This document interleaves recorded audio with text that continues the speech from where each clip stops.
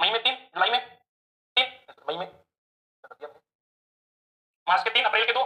मई के, जून के 2, जुलाई के 3, अगस्त के 3, सितंबर के 2, अक्टूबर के 3, फिर नवंबर का देखना नहीं 3 2 5 2 7 3 6 9 3 12 12 2 14। इसका मतलब ये भी सारे समान है, मार्च नवंबर का अप्रैल जुलाई का निकाल लिया। तो ये तो क्या है, ये सारे के सारे लीप वर्ष में भी ऐसे कैसे रहेंगे। अब मार्च अप्रैल और जुलाई लीप वर्ष में भी तो वही दिन रहेंगे, अप्रैल और जुलाई में, अप्रैल और जुलाई में लीप वर्ष में वही दिन होंगे, मार्च और नवंबर में भी वही बात है। ऐसे आप रटना मत, ये कहीं महीने रटने लग जाओ आप, सितंबर और दिसंबर में भी वही बात रहेगी। आपको क्या है देख लेना एग्जाम में, जैसे मैंने किया। तो जनवरी और अक्टूबर में इतना अंतर है, केवल ओनली ये केवल और केवल साधारण वर्ष में ही बराबर होगा। क्यों? क्योंकि साधारण वर्ष में आप बोल रहे हो कि जनवरी के अंदर 3 है, और साधारण वर्ष के अंदर फरवरी में दिनों की संख्या क्या होगी, 0 होगी फरवरी में, मार्च में दिनों की संख्या 3 होगी, अप्रैल में दिनों की संख्या 2 होगी, मई में दिनों की संख्या 3 होगी, जून में 2 होगी, जुलाई में 3 होगी, अगस्त में 3 होगी, सितंबर में 2 होगी, 1 अक्टूबर तक आ गया। तो आप बोलोगे 3 3 6 7 8 9 10 11 12 13 14 15 16 17 18 19 20 21 मतलब 3 वीक हो गए ना पूरे हो गए। तो 1 जनवरी 1 अक्टूबर से रिपीट करेगी। लेकिन यदि ये जनवरी 1 अक्टूबर से रिपीट करे और यही बात लीप वर्ष में होती तो क्या करते, लीप वर्ष में यहाँ 1 कर देते हम, 1 करते तब 22 हो जाता, योग 22 होता, तो जनवरी अक्टूबर के साथ रिपीट नहीं कर सकती, वीक में अंतर हो जाता, पूरे विषम दिन में पूरे में 27 नहीं बनते। तो 1 जनवरी को जो वार होता है 1 अक्टूबर को नहीं होता, इसका मतलब लीप वर्ष में ये बात नहीं होती। ये एक बात ध्यान रखना, ये तो रिपीट है, सेम टू सेम है वो सारे के सारे, ये तो सारे के सारे, ये तो वैसे के वैसे सारे के सारे, बस ये एक्स्ट्रा यहाँ पर जनवरी अक्टूबर। इसके बाद देखना, इसके बाद मैं आपको ये बोलूं कि लीप वर्ष में कौन कौन से आएंगे, तो मैं आपको ये बोलूं कि लीप वर्ष में आपको ये बताओ देखकर, जनवरी और अप्रैल क्या ये महीनों के कैलेंडर समान होंगे, ये निकाल कर देखो जनवरी और अप्रैल, क्या लीप वर्ष में जनवरी और अप्रैल के कैलेंडर समान होंगे, ये निकालो आप, देखिए क्या आता है आपको जनवरी और अप्रैल के।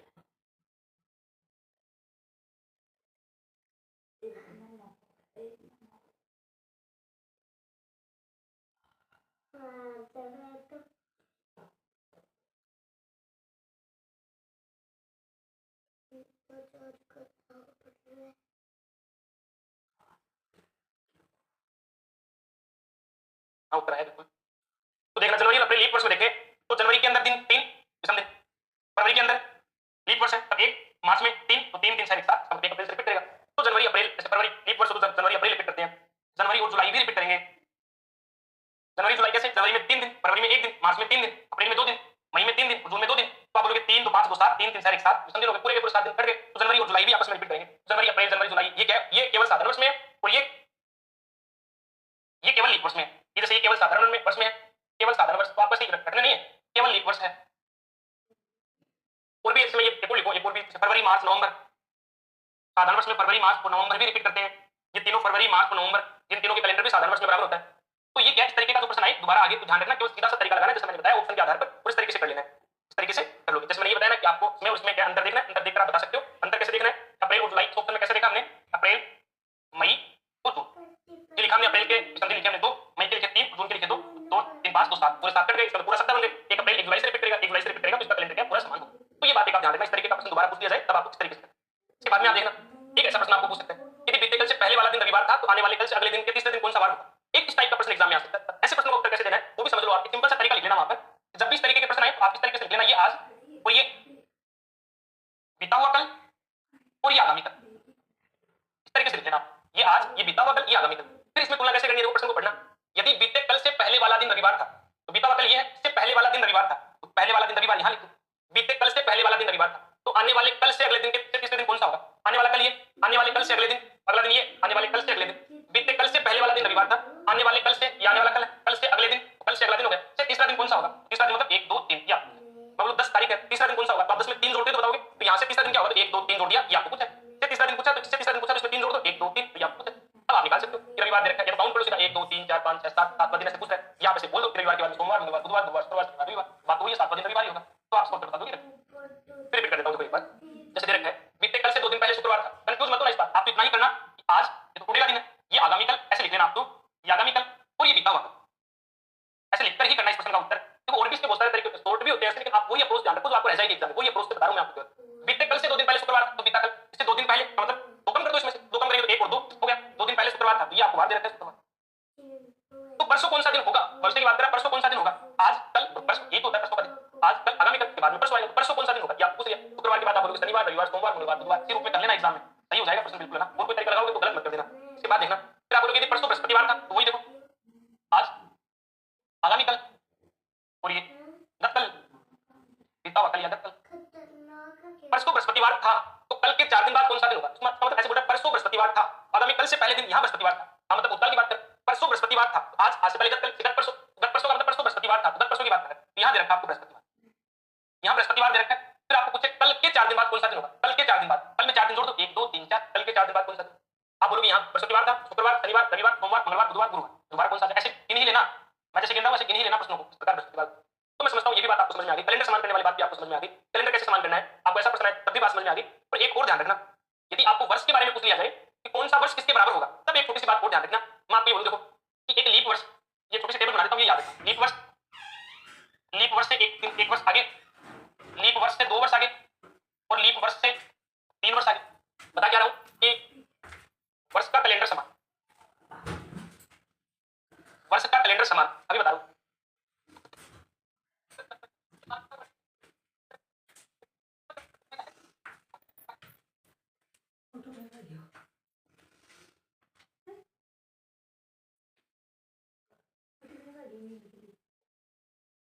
देखना किस तरीके से आपको ये प्रश्न करना है वर्ष का कैलेंडर आपको समान। तो जैसे लीप वर्ष की बात करूं मैं कि 2020 एक लीप वर्ष है, 2021 एक लीप वर्ष से 1 साल आगे, 2022 एक लीप वर्ष से 2 साल आगे, और 2023 एक लीप वर्ष से 3 साल आगे। इनमें देखो कैलेंडर कैसे समान करते हैं। तो आप इसमें समान करोगे कि जैसे आपको मैं ये बोलूं कि 2021 का कैलेंडर आगे कब जाकर रिपीट करेगा, तो आप ये बोलोगे कि ऐसे लिख सकते हो सर 2021 में 52 सप्ताह एक दिन एक्स्ट्रा होता है, तो यहाँ भी समदिन एक होता है, 2022 में भी साधारण वर्ष है तो समदिन एक, 2023 में भी साधारण वर्ष है तो समदिन एक, 2024 लीप वर्ष है तो समदिन दो, 2025 साधारण वर्ष है तो समदिन एक, 2026 साधारण वर्ष है तो समदिन एक। तो आप ये बोलोगे तो 2001 जनवरी 2021 से 31 दिसंबर 2026 तक के टोटल दिन काउंट करें ना यदि, तो बाकी तो सारे सप्ताह में तो हटा दिए हमने, समदिन एक्स्ट्रा लिख लिए 1 2 3 4 5 6 7, तो टोटल सर समदिन 7 होते हैं, मतलब एक पूरा वीक बन गया। 1 जनवरी 2021 से लेकर 31 दिसंबर 2026 तक कंप्लीट जो टोटल डेज है वो सारे के सारे वीक में कन्वर्ट हो गए। तो वीक में कन्वर्ट हो गए तो 1 जनवरी 2021 को जो वार है वही 1 जनवरी 2027 को होगा, वो का वही वार 1 जनवरी 2027 को होगा। तब आप ऐसे बोलोगे उसका मतलब सर ये 6 साल बाद रिपीट करे, तो ये 6 साल बाद रिपीट करे। इसी प्रकार आपको ये बात ध्यान रखनी है कि ऐसी कंडीशन आए तो आपको ये ध्यान रखना है ये तो 26 वर्ष बाद, 26 वर्ष बाद का कैलेंडर समान होगा। लीप वर्ष से 1 साल बाद में आए तो 6 वर्ष का इसमें 6 जोड़ दोगे तब कैलेंडर समान होगा, इसमें 11 वर्ष जोड़ दोगे तब कैलेंडर समान होगा, और इसमें भी 11 वर्ष जोड़ दोगे तब कैलेंडर समान होगा। तो ये छोटी सी ट्रिक आप ध्यान रखना, तरीका मैंने आपको बता दिया, पुनः बता देता हूं। जैसे 2022 है तो 2022 में समझिन हो गए 1, 2023 से 11 जोड़ेंगे तो 2033 आएगा, मैं लिख लेता हूं देखो सारा 33 तक लिखिए मैंने। अब आप देखना 1 जनवरी 2022 में समझिन 1, 2023 में 1, 2024 में 2, 2025 में 1, 26 में 1, 27 में 1, 28 में 2, 29 में 1, 30 में 1, 31 में 1, 32 में 2, ये हमने कर। अब देखो यहां तक देखना 11 जोड़ने पर 2033 आ रहा है, तो यहां 1 जनवरी 2022 से लेकर 31 दिसंबर 2032 तक टोटल डेज है वो सारे के सारे कन्वर्ट हो गए वीक में। जैसे 1 2 3 4 5 6 7 8 9 10 11 12 13 समझिन 14 हो गए, तो 2 वीक बन गए समझिनों के भी, बाकी सारे तो वीक थे ही, समझिनों के 2 वीक और बन गए। 1 जनवरी 2022 से लेकर 31 दिसंबर 2032 तक कंप्लीट सप्ताह हो गए, आगे वाला दिन रिपीट करेगा तो 2033 को क्या पुनः वही बार आएगा, तो 1 जनवरी 2022 को। आपको ये छोटी सी बातें ये याद कर लेनी है कैलेंडर कैसे समान होंगे, तो आपको इस ट्रिक से याद करना है कि 26 वर्ष बाद में, इस तरीके से याद करना है 6 वर्ष बाद में, 11 वर्ष बाद में और 11 वर्ष बाद। लेकिन याद रखना नोट बीच में शताब्दी वर्ष शामिल हो तब यह तरीका नहीं लगेगा, तब आपको क्या काउंट ही करना पड़ेगा। बीच में शताब्दी वर्ष शामिल हो जाए तब यह तरीका नहीं लगेगा, इस तरीके से नहीं शामिल करना। हालांकि एग्जाम में आपको पूछेगा तो इसी रूप में पूछेगा। जैसे 2 प्रश्न आपको बोलूं मैं, आपको मैं ये बोलूं वर्ष 2004 का कैलेंडर पुनः किस दिन काम में लाया जा सकता है, वर्ष 2004 का कैलेंडर पुनः किस दिन काम में लाया जा सकता है, तब आप ये बोलोगे 2004 एक लीप वर्ष है और 28 साल एक लीप वर्ष है 28 साल बाद, इसमें 28 वर्ष जोड़ दो, 28 वर्ष जोड़ेंगे तो 2032 में पुनः काम में लाया जा सकता है। इस तरीके से आपको ध्यान रखना है कि ये जो है कैलेंडर कब समान होगा, 28 वर्ष 6 वर्ष 11 वर्ष, तो 11 वर्ष संभावना कम है लेकिन प्रश्न आ जाए तो ये बात ध्यान रखना। इसके बाद थोड़ा सा पार्ट और बचा है, फिर अदर बातें करेंगे हम जो हम कल देखेंगे। धन्यवाद।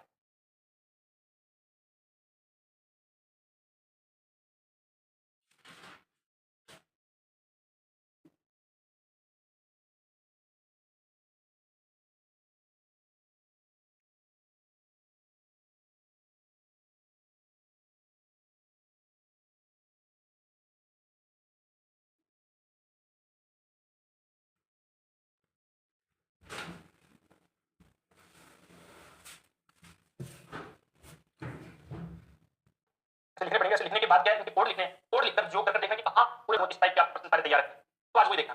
ये जो प्रश्न बता रहा हूं आपको, आप इस टाइप के सारे प्रश्नों पर फोकस करना, एग्जाम में आपको इसी प्रकार के प्रश्न मिले तो हर एक प्रश्न इसमें क्लियर हो जाएगा आपका। जैसे मैंने देखा यदि परसों शनिवार है, कल से 3 दिन पहले कौन सा दिन,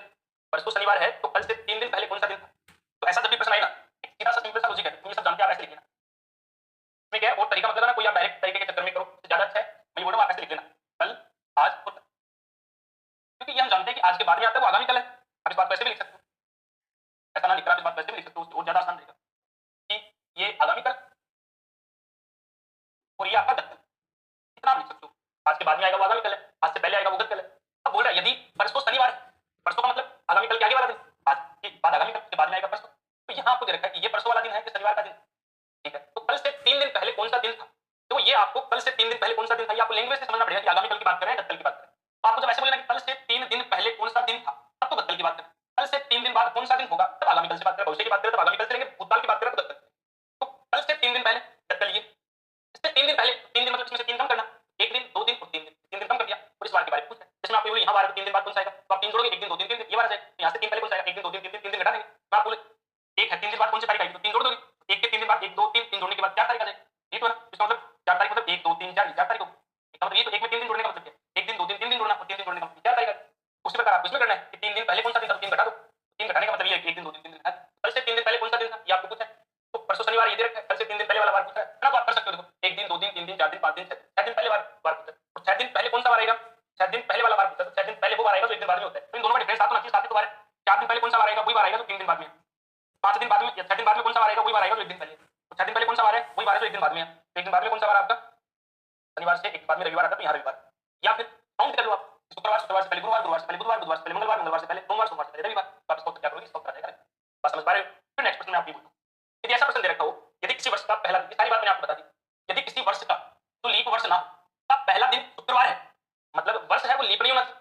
और उसका पहला दिन शुक्रवार है, उस वर्ष का आखिरी दिन कौन सा होगा। आपको ये बात मैंने समझाई थी कि एक साधारण वर्ष, लीप नहीं है इसका मतलब साधारण वर्ष की बात है।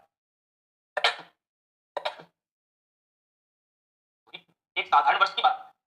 और आप सारे ये जानते हो एक साधारण वर्ष में 365 दिन होते हैं। मैंने जो आपको बताया वो ये बताया कि एक साधारण वर्ष में 365 डेज होते हैं। 7 का भाग लगाओगे ना आप 365 में, तो 52 तो वीक आ जाएंगे, प्लस एक डे एक्स्ट्रा आ जाएगा। ये तो बताया था, एक डे एक्स्ट्रा आने का मतलब है हर एक वार 52 वार तो आएगा, 52 वीक के अंदर मतलब हर वार 52 वार आता है। एक दिन अतिरिक्त बचने का मतलब है जो 1 तारीख को जो वार होगा, 1 जनवरी को जो वार होगा, वही आपका 31 दिसंबर का वार होगा। 1 जनवरी का जो वार होगा वही आपका 31 दिसंबर का वार होगा। तो 1 जनवरी को यदि शुक्रवार है, 31 दिसंबर को भी शुक्रवार आया था, और ये मैंने आपको समझा दिया था एक साधारण वर्ष का प्रथम दिन और अंतिम दिन समान होता है। फिर एक बार बता दूं मैं कैसे होगा। जैसे मान लो ऐसे आपके पास लिखा हुआ है, ये देखो ये इसी महीने के 15 दिन है, 1 तारीख को शुक्रवार है, मान लो 1 जनवरी को शुक्रवार है, इसी महीने के 15 दिन है, 1 जनवरी को शुक्रवार है। अब मैं आपको बोलूं कि शुक्रवार के बाद शनिवार, रविवार, सोमवार, मंगलवार, बुधवार, गुरुवार, शुक्रवार, 8वें दिन 8 तारीख को दोबारा वार, 7 दिन बाद, एक के अंदर 7 जोड़ेंगे, 7 दिन, 7वें दिन बाद 7 दिन बाद वार की पुनरावृत्ति। कैसे, क्योंकि वार 7 ही होते हैं, तो 7 बार का पेयर समाप्त हो गया, दोबारा वार क्या आएगा, शुक्रवार आएगा। यहाँ कौन सा वार आ जाएगा, यहाँ दोबारा शुक्रवार आ जाएगा, क्योंकि शुक्रवार के बाद शनिवार, रविवार, सोमवार, मंगलवार, बुधवार, गुरुवार, सारे वार समाप्त हो गए, 7 शुक्रवार आ गए। इसी प्रकार से शनिवार, रविवार, सोमवार, मंगलवार, बुधवार, गुरुवार, शुक्रवार, दोबारा 7 दिन बाद, 8 में 7 जोड़ेंगे 15, 1 में 7 जोड़ेंगे 8, 7 दिन बाद वार की पुनरावृत्ति होती है, वार 7 ही होते हैं। तो मैं ये बोल रहा हूं 1 वीक पूरा हुआ, आगे वाले दिन वार की पुनरावृत्ति, 2 वीक पूरे हुए, 14 मतलब 2 वीक आगे वाले वार के दिन पुनरावृत्ति है। तो 30 दिसंबर तक है, 30 दिसंबर तक क्या होगा, यहाँ तक सारे वार वीक पूरा हो जाएंगे, सारे वीक पूरे होने के बाद 52 वीक पूरे हो जाएंगे, फिर दोबारा की शुक्रवार से स्टार्ट, शुक्रवार ही आएगा, शुक्रवार से स्टार्ट वीक पूरा होने के बाद शुक्रवार ही आता है। तो 21 तारीख को शुक्रवार होगा। ये बात मैंने आपको समझा दी थी कि एक साधारण वर्ष का अंतिम और अंतिम दिन समान होते हैं, तो यहाँ क्या वार आ जाएगा, यहाँ शुक्रवार आएगा। तो ये आप बात इस तरीके से, तो आप यहाँ क्या है, शुक्रवार आ जाएगा 21 तारीख को। फिर नेक्स्ट क्वेश्चन आपका 26 जनवरी 2006 से 23 दिसंबर 2006, इन दोनों दिनों को शामिल करते हुए टोटल दिनों की संख्या बताओ। सीधा प्रश्न पूछा है कि 26 जनवरी 2006 से लेकर 23 सितंबर 2006 तक दिनों की संख्या बतानी है, तो दोनों दिनों को शामिल करना है। तो 26 जनवरी वाले दिन को भी शामिल करना है और 23 सितंबर वाले दिन को भी शामिल करना है। आप जानते हो कि जनवरी के अंदर 21 दिन होते हैं, कैसे, ऐसे बताया था, ऊपर वाले भाग में 21 होते हैं, अंदर वाले भाग में 30 होते हैं। तो जनवरी 21 फरवरी 28 29 मार्च 21 अप्रैल 30 मई 21 जून 30 जुलाई 21 अगस्त 21 जुलाई 21 अगस्त 21 कंटिन्यू, सितंबर 30 अक्टूबर 31 नवंबर 30 दिसंबर 21। तो कुछ एक छोटा सा दोहा भी बोलते हैं कि 2 नवंबर जानिए अप्रैल सितंबर 30, फरवरी 28 मानिए बाकी सब 21। ऐसे एक छोटा सा एक दोहा भी बोलते हैं ना, जैसे 2 नवंबर जानिए अप्रैल सितंबर 30, कि 2 नवंबर अप्रैल सितंबर 30 क्या थे, फरवरी 28 बाकी सारे 21। तो ऐसे आप क्या है वो आपको ध्यान में आई, तो किसी कॉमन सी बात है कि आप इस चीज को क्या बता सकते हो कौन से महीने में कितने दिन। तो आप बोल रहे हो कि 26 जनवरी 2006, तो 26 जनवरी 2006 मैं ये बोल रहा हूं आपको कि 26 जनवरी को शामिल करना है, तो 1 से लेकर 25 जनवरी तक के दिन शामिल नहीं करने। तो जनवरी के दिन मैं ये बोलूं कि 25 तक शामिल नहीं करें, तो जनवरी के दिन 21 होते हैं, तो आप बोलोगे सर जनवरी के दिन तो हो गए, फिर फरवरी के दिन, फिर मार्च के दिन, सितंबर तक के दिन बताने, फिर अप्रैल के दिन, फिर मई के दिन, फिर जून के दिन, फिर जुलाई के, फिर अगस्त के और फिर सितंबर। कितने दिन आपको सारे काउंट करने। तो जनवरी के हो गए 6, फरवरी के आपको 28 या 29 ये देखना है। देखो कि 6 लास्ट के 2 डिजिट में 4 का भाग नहीं जा रहा, लास्ट के 2 डिजिट में 4 का भाग नहीं जा रहा, तो पूरे वर्ष में भी नहीं जाएगा। तो 4 का भाग नहीं जा रहा तो साधारण वर्ष 4 का भाग जाता है, तब लीप तक 29 की आएगी फरवरी। फरवरी के 28, मार्च के 31, अप्रैल के 30, मई के 30, जून के 30, जुलाई के 31, अगस्त के 31 और सितंबर के 23। ये आपको सारे दिन टोटल काउंट करने हैं। तो काउंट करके आपको बताना, तो आप देख रहे हो 3 1 4 1 5 1 6 1 7 7 8 7 13 13 8 21 80 21 80 2 2 2 4 3 7 3 10 3 13 3 16 19 22 22 2 24 24 तो 241, तो टोटल दिन कितने हो जाएंगे 241। ये दिन आप सारे काउंट करोगे तो 241 आ जाएगा। तो 241 तक की संख्या आपको पूछी। फिर आगे देखा देखो, सुरेश का जन्म 4 अक्टूबर 1999 को हुआ। शशिकांत का जन्म सुरेश से 6 दिन पहले हुआ, सुरेश से 6 दिन पहले। उस वर्ष स्वतंत्रता दिवस रविवार को पड़ा, तो शशिकांत किस दिन जन्मा था, शशिकांत का जन्म किस वार को हुआ था, ये आपको पूछा है। सुरेश का जन्म दे रखा है 4 अक्टूबर 1999। सीधा सा कंसेप्ट है, देखो क्या है, पहले तो आपको ये पता लगाना है कि सुरेश का जन्म है वो 4 अक्टूबर। आप एग्जाम में करोगे तो ऐसे लिखने की आवश्यकता नहीं है एग्जाम में, तो आप 4 अक्टूबर 1999। तो शशिकांत का जन्म सुरेश से 6 दिन पहले हुआ, इसमें 6 दिन माइनस करोगे आप, तो 6 दिन माइनस कम करने का मतलब 3 अक्टूबर, 6 दिन करोगे कम आप 1 2 3 4 5 6, तो 3 अक्टूबर, फिर 2 अक्टूबर, फिर 1 अक्टूबर, फिर सितंबर आ जाएगा, सितंबर 30 का होता है, फिर 30 सितंबर, फिर 29 सितंबर, फिर 28 सितंबर, तो 28 या 28 के बाद देखो 29 30 1 28 सितंबर, 28 के बाद 29 30 1 2 3, ये गलत कर दिया ना, 4 में 6 कम करेंगे, तो 4 में 6 कम करेंगे तो 3 तारीख आ जाएगी, 3 से पहले 2 तारीख आ जाएगी, फिर 1 तारीख आ जाएगी, फिर 30 तारीख आ जाएगी, फिर 29 तारीख आ जाएगी, फिर 28 तारीख आ जाएगी। हाँ सही है ना, 28 तारीख। इसका जन्म किस तारीख को होगा? 28 तारीख को। 28 के बाद आप जोड़ोगे तो 29 1 2 3 4 5 6 ये 4 तारीख आ जाएगी, बिल्कुल सही है, ध्यान नहीं दिया। 28 तारीख को होगा, क्योंकि 28 के 6 दिन बाद आप काउंट करोगे तो 28 में 6 जोड़ोगे तो 1 2 3 4 तारीख आ जाएगी, 6 दिन जोड़ने में 28, तो 28 में 6 दिन जोड़ने पर 4 तारीख आ जाएगी, घटाने पर आपके 28 तारीख। बस सही घटाना आपको, 1 2 3 4 5 6 6 घटाना है, या 28 में 6 जोड़ने पर 4 आ जाएगा, या 4 में 6 घटाने पर 28 तारीख। तो इसका जन्म कब होगा? 28 तारीख को, तो 28 तारीख को होगा, सही किया ना, 28 तारीख को होगा। तो आप नीचे लिखोगे इसका जन्म कब होगा? होगा 28 सितंबर, 28 सितंबर 1900। अब आगे कंडीशन देखते हैं। सुरेश का जन्म आ गया, शशिकांत का जन्म सुरेश से 6 दिन पहले हुआ, तो शशिकांत का जन्म आ गया, ये आपके शशिकांत का जन्म। ऐसे आप अब आगे आप देखोगे, आगे पढ़ोगे, उस दिन स्वतंत्रता दिवस रविवार को पड़ा, तो शशिकांत का जन्म किस दिन था? शशिकांत का जन्म किस दिन हुआ? तो इसका मतलब आपको ये दे रखा है कि 15 अगस्त 1999 को रविवार हो, तो 28 सितंबर 1999 का वार आपको पूछा है, ये तो पूछा है। अब देखो वार पूछने का मतलब जोड़ना ही तो होता है, जैसे आपने 1 तारीख का वार दे रखा आपको, दोबारा देखो फिर बता देता हूँ, यहाँ बता रखा है मैंने हालांकि, ये आप 15 तारीख का वार पूछा, 1 तारीख का वार दे रखा है, 15 तारीख का वार आपको पूछा है, तो आप निकालने का तरीका ये तो है कि 1 तारीख का वार पूछे, 15 का पूछे, तो 1 में क्या जोड़ेगी? 15 बन जाए, तो आप बोलोगे 14 जोड़ोगे तब 15 बनेंगे, और 1 में 14 जोड़ने का मतलब है कि 2 सप्ताह पूरे पूरे जोड़ेंगे, 2 सप्ताह पूरे पूरे जोड़ेंगे, तो इसका तो कोई फर्क नहीं पड़ेगा, तो 1 तारीख को वार है वही 15 तारीख को आ जाएगा। कैसे देखो, 1 तारीख को सोमवार है, तो आप जानते हो 8 को भी सोमवार होगा 7 दिन बाद, 15 को भी सोमवार होगा 7 दिन बाद, तो 1 तारीख में क्या जोड़े? 15 आ जाए, 14 जोड़े तब 15 आ जाए, तो 14 का मतलब 2 वीक है, 2 वीक से कोई फर्क नहीं पड़ा, क्योंकि बीच के वीक से क्या है, जोड़ने से कुछ फर्क नहीं पड़ेगा, बीच के वीक मतलब पूरे वार कंप्लीट 14 बार पूरे हो गए, फिर दोबारा जो एक वही वार रिपीट करेगा। लेकिन मैं ये 16 तारीख का वार पूछता ना, तब आप बोलते सर 15 जोड़ो, और यहाँ 16 आएगी। अब 15 जोड़ने का मतलब क्या है कि 2 वीक प्लस 1 दिन एक्स्ट्रा ना, तो 2 वीक हटाकर देखो, थोड़ा बहुत जानते हो मंगलवार आएगा, 16 जोड़ो, चाहे 1 तारीख को सोमवार है, तो अंगुलियों पर 16 दिन जोड़ो, 15 दिन जोड़ो, चाहे मंगलवार बुधवार गुरुवार है, 16 को क्या आएगा तो आपका मंगलवार आ जाएगा, ऐसे दो काउंट करोगे तो। आप दूसरा तरीका ये भी बोल सकते हो, सर 15 जोड़ने का मतलब 2 वीक हटा दो, 2 वीक से कोई फर्क नहीं पड़ेगा, एक ही जोड़ दो, तो सोमवार में जोड़ेंगे तब भी मंगलवार आएगा। इसका मतलब बीच के वीक में शामिल नहीं किया जाए ना, तब कोई प्रभाव नहीं पड़ेगा, कोई फर्क नहीं पड़ेगा उस वार के अंदर, क्योंकि बीच के वीक का मतलब वार की पुनरावृत्ति होती है, उन वीक से कोई प्रभाव नहीं पड़ेगा, 2 वीक से 3 वीक से। तो मैं ये बोल रहा हूँ 15 अगस्त में क्या जोड़े? 28 सितंबर आ जाए, अगस्त तरीका तो है नहीं कि सीधी आ जाए, तो आप बोलोगे सर 15 के अंदर, अगस्त के 15 तारीख के अंदर जोड़ना है, 15 तारीख को शामिल करना है, तो अगस्त के 16 दिन बचे, अगस्त के तो 16 दिन जोड़ने हैं सर आपको, अगस्त के तो 16 दिन जोड़ने हैं। तो मैंने आपको ऐसे बताया था करने का तरीका कि आपको करना क्या है कि अगस्त दे रखा है तो आप इसे दोनों महीने लिख लो, अगस्त से दे रखा है और सितंबर का पूछे तो ऐसे लिख लो आप, और आप बोलोगे सर अगस्त के तो 16 जोड़ने हैं और सितंबर की 28 तारीख निकालनी है, तो 28 जोड़ेंगे तभी तो 28 सितंबर आएगा, फिर तो सितंबर के 28 जोड़ने हैं, तो इतने जोड़े। तो मैंने आपको बताया ऐसे आप डायरेक्ट इतने क्यों जोड़ो, आप तो सीधा ही कर लिया करो। कैसे? आपको पता है कि अगस्त के 16 दिन जोड़ने हैं, तो आप 16 दिन जोड़ने हैं तो केवल वीक हटाकर विषम दिन ही जोड़ो, इससे प्रभाव पड़ता है। तो अगस्त के 14 दिन हटा दिए तो 2 दिनों से अगस्त में प्रभाव पड़ेगा। सितंबर के 28 है तो 28 में 4 वीक बन रहे हैं, तो सितंबर के बारे में कोई प्रभाव नहीं पड़ेगा, तो 2 और 0, इसका मतलब रविवार में सीधा सीधा 2 जोड़ दो बस, बाकी तो सारे वीक बन ही गए, तो 2 ही एक्स्ट्रा बच रहा है, 2 ही विषम दिन बच रहे हैं, तो 2 रविवार के अंदर जोड़ोगे तो सोमवार और मंगलवार आ जाएगा, इसका क्या हो जाएगा? मंगलवार आ जाएगा, सीधा सीधा है कि 28 सितंबर कौन सा वार आ जाएगा? मंगलवार। आप खुद करोगे फटाफट हो जाएगा, ये ज्यादा बड़ा नहीं है, सिंपल सी बात है, मैंने आपको ऐसा पहले भी बता रखा है। फिर आगे देखो, प्रश्न तो एक इस टाइप में लैंग्वेज में प्रश्न है, सोच समझ के ध्यान से पढ़ना, देखो कोई भी प्रश्न बन सकता है लैंग्वेज का, आप सही तरीके से पढ़कर जवाब दोगे तो प्रश्न जरूर सही होगा। प्रश्न खुशबू का जन्मदिन है, अगले सप्ताह इसी दिन शिवरात्रि है, आज सोमवार है, तो बताइए कि शिवरात्रि के बाद कौन सा दिन पड़ेगा? ऐसे आप परसों का मतलब आप ये जानते हो, ये आज है, ये आगामी कल है, ऐसे लिख लोगे तो ज्यादा आसान रहेगा आपके लिए, और ये परसों है, आगामी कल के बाद आएगा तो आगामी परसों, गजब परसों है। परसों खुशबू का जन्मदिन है, इस दिन खुशबू का जन्मदिन है, तो ये क्या है? ये है आपका खुशबू का जन्मदिन, ये खुशबू का जन्मदिन वाला दिन है। अगले सप्ताह इसी दिन शिवरात्रि, अगले सप्ताह इसी दिन शिवरात्रि है, मतलब आज जो वार है उसका मतलब अगले सप्ताह इसी दिन, आज सोमवार है तो अगले सप्ताह इसी सोमवार, तो अगले सप्ताह में जो सोमवार आएगा उसी दिन शिवरात्रि है। अब आज सोमवार ऐसे बोल रहा है, आज सोमवार मतलब यहाँ यदि गुरुवार होगा तो शिवरात्रि गुरुवार को, यहाँ शनिवार को शिवरात्रि आगे वाले दिन शनिवार को, यहाँ मंगलवार को शिवरात्रि मंगलवार को। लेकिन आगे कंडीशन बोल दी कि आज सोमवार है, तो आज सोमवार इसका मतलब ये बार आपको बता दिया कि आज कौन सा वार है, ये आज सोमवार, आज सोमवार है, तो खुशबू का जन्मदिन किस दिन है? मंगलवार बुधवार, तो खुशबू का जन्मदिन हो गया बुधवार, शिवरात्रि भी इसी दिन होगी। तो बताइए कि शिवरात्रि के बाद कौन सा दिन पड़ेगा? तो शिवरात्रि के बाद, शिवरात्रि बुधवार को है, तो शिवरात्रि के बाद बुधवार के एक दिन बाद वाला वार आएगा, तो क्या आ जाएगा? गुरुवार। बिल्कुल सही है, पूनम जी का उत्तर क्या आएगा? गुरुवार आ जाएगा। अब आगे देखो, ये देखना, ये मैं आपसे पूछूंगा अभी नहीं, मतलब लिखने के बाद बोलूं वहां आपको उत्तर बताना। दे रखा है एन वरुण से 300 दिन बड़ी है, एन वरुण से 300 दिन बड़ी है, तो देखो एन किससे बड़ी है? ये वरुण से बड़ी है, या तो ऐसे कर लो, देखो आपको जैसा अच्छा लगेगा, ग्रेटर देन वाला जिसको अच्छा लगे वो तो ग्रेटर देन वाला कर लेना, ऐसे ग्रेटर देन करते, जिसको ग्रेटर देन वाले में ऐसे दिक्कत है ना तो अपना कॉमन तरीका लगाया करो, कैसे? तो बड़ा है उसको ऊपर की तरफ, ऐसे मान लो कि बड़ा, बड़े से घटते हुए क्रम में लिख रहे हैं, एन बड़ी है, एन ऐसे लिख लो, एन बड़ी है, किससे बड़ी है? एन वरुण से बड़ी है, वरुण को नीचे लिख लो, वरुण छोटा हो गया, हम ऐसे मान रहे हैं कि हम लिख रहे हैं उसके अकॉर्डिंग के सीक्वेंस में, तो कितने दिन बड़ी है? एन 300 दिन बड़ी है, तो ये एरो लगा लो, ये कितने दिन बड़ी है? 300 दिन बड़ी। अब मैं आपको ये बोलूं 300 दिन बड़ी है, तो आपको इसे वीक और डेज में बदलना पड़ेगा, जैसे मैं आपसे 15 दिन बढ़ाऊं, एग्जांपल मान मैं 15 दिन बढ़ाऊं, आपके मेरे वार का अंतर देखें, तो आपका जन्म जो होगा, मान लो जैसे थोड़ा एग्जांपल के तौर पर बताता हूं, ए और बी दो व्यक्ति, ये मात्र इससे 3 दिन बढ़ा है, ये 3 दिन बढ़ा है, और ये मैं आपको बोलूं ये 3 दिन बढ़ा है, इसका सोमवार को हुआ, इसका 3 दिन बाद हो गया, मंगलवार बुधवार गुरुवार, तो गुरुवार को 3 दिन बढ़ा, और ये यदि 15 दिन बढ़ा होता, 15 दिन थोड़ी जोड़ते, तब बोलते एक वीक हटा तो एक दिन मान लो, 15 दिन बढ़ाओ तो एक दिन बढ़ाओ, वार में तो कोई परिवर्तन नहीं होगा ना, 15 दिन बढ़ाओ चाहे एक दिन बढ़ाओ, क्योंकि 14 दिन 2 वीक हटाने के बाद आएगा 15वां दिन, तो इसका मतलब 15 दिन बढ़ाओ चाहे एक दिन बढ़ाओ, वार में तो कोई अंतर नहीं होगा। तो आप यहाँ देख रहे हो के अंदर करोगे आप 300 दिन बढ़ा है, तो 300 दिन को आप 7 का भाग लगा सप्ताह में बदल लो, मैं आपको बोलूं 7 को 28, फिर 2 बचे 20, तो 7 में 14, 42 वीक, थर्ड है, एक्स्ट्रा होगा रिमाइंडर बचेगा 7। तो 42 वीक से तो कोई फर्क पड़ेगा नहीं, 42 वीक बढ़े, कोई व्यक्ति किससे कितने भी सप्ताह बढ़ाया छोटा क्यों, 728 2 बचा 7 14 42 वीक प्लस 30। ठीक बात। तो हम ये भी मान सकते हैं कि वार में यदि निकालना ना 10 वरुण से 6 दिन बढ़ाया या 300 दिन बढ़ाया, इसके वारों में कोई अंतर नहीं होगा, 6 दिन वाले वार से ही पता लग जाएगा, 300 दिन से कोई विशेष बात नहीं, 42 वीक हटाने के बाद। अब आगे देखा संदीप एन से 50 सप्ताह बढ़ा है, संदीप भी बड़ा है, किससे बड़ा है, एन से बड़ा है, संदीप बड़ा है एन से, तो कितने 50 वीक बड़ा है, ये 50 वीक बड़ा है, संदीप एन से 50 वीक बड़ा है। संदीप का जन्म मंगलवार को हुआ, संदीप मंगलवार को पैदा हुआ, मैं इतना जानता हूं संदीप मंगलवार को है ना, तो 50 वीक बढ़ाया तो कोई व्यक्ति किसी से कितने भी वीक बढ़ाया छोटा क्यों ना, वार में तो कोई परिवर्तन होगा नहीं, आज के एक वीक बाद में सोमवार आएगा तो 2 वीक बाद में सोमवार आएगा, इसका मतलब इस दिन भी मंगलवार है, ये 50 वीक बढ़ाया तो दोनों का। अब आपने तो ये बताओ कि वरुण का जन्म कब होगा, जब वरुण एन से, एन वरुण से 6 दिन बढ़ाओ, 42 वीक बड़ा होगा, 42 वीक प्लस 6 दिन, तो 42 वीक से तो कोई प्रभाव पड़ेगा नहीं ना, तो केवल 6 दिन एक्स्ट्रा मान लो, एन 6 दिन बढ़ाया, एन 6 दिन बढ़ाया तो वरुण का जन्म बताओ मेरे को कब होगा, एन 6 दिन बढ़ा है तो वरुण का जन्म बताओ, रवि कुमार जी बता रहे हैं ए सोमवार को ना, और तारा जी बता रही है डी मंगलवार, तारा जी मंगलवार को 6 दिन बढ़ाया।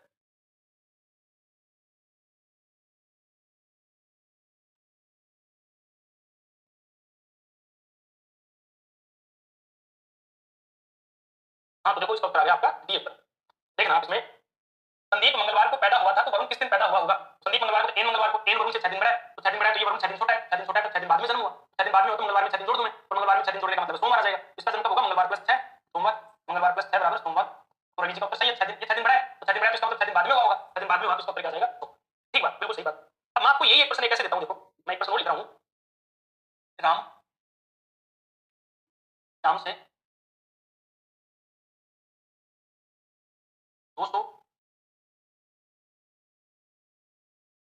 215 दिन बढ़ा है,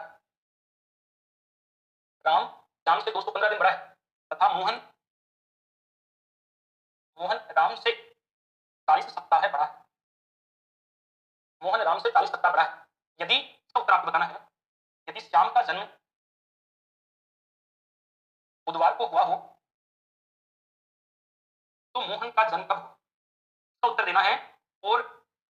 सोच समझ कर इसका उत्तर देना है ना, जल्दबाजी में उत्तर मत देना। कंडीशन एक और मैं आपको बता रहा हूं, कंडीशन भी मैं लिख देता हूं, इसकी कंडीशन भी मैं लिख देता हूं, थोड़ी बहुत देखना, राम श्याम से 215 दिन बढ़ा है, तो आप ही करो पूरा ही, आप कंडीशन बाहर लिखना है, क्या बार आएगा वो आपको बताना है, बाहर आपको बताना है कि क्या बार आएगा।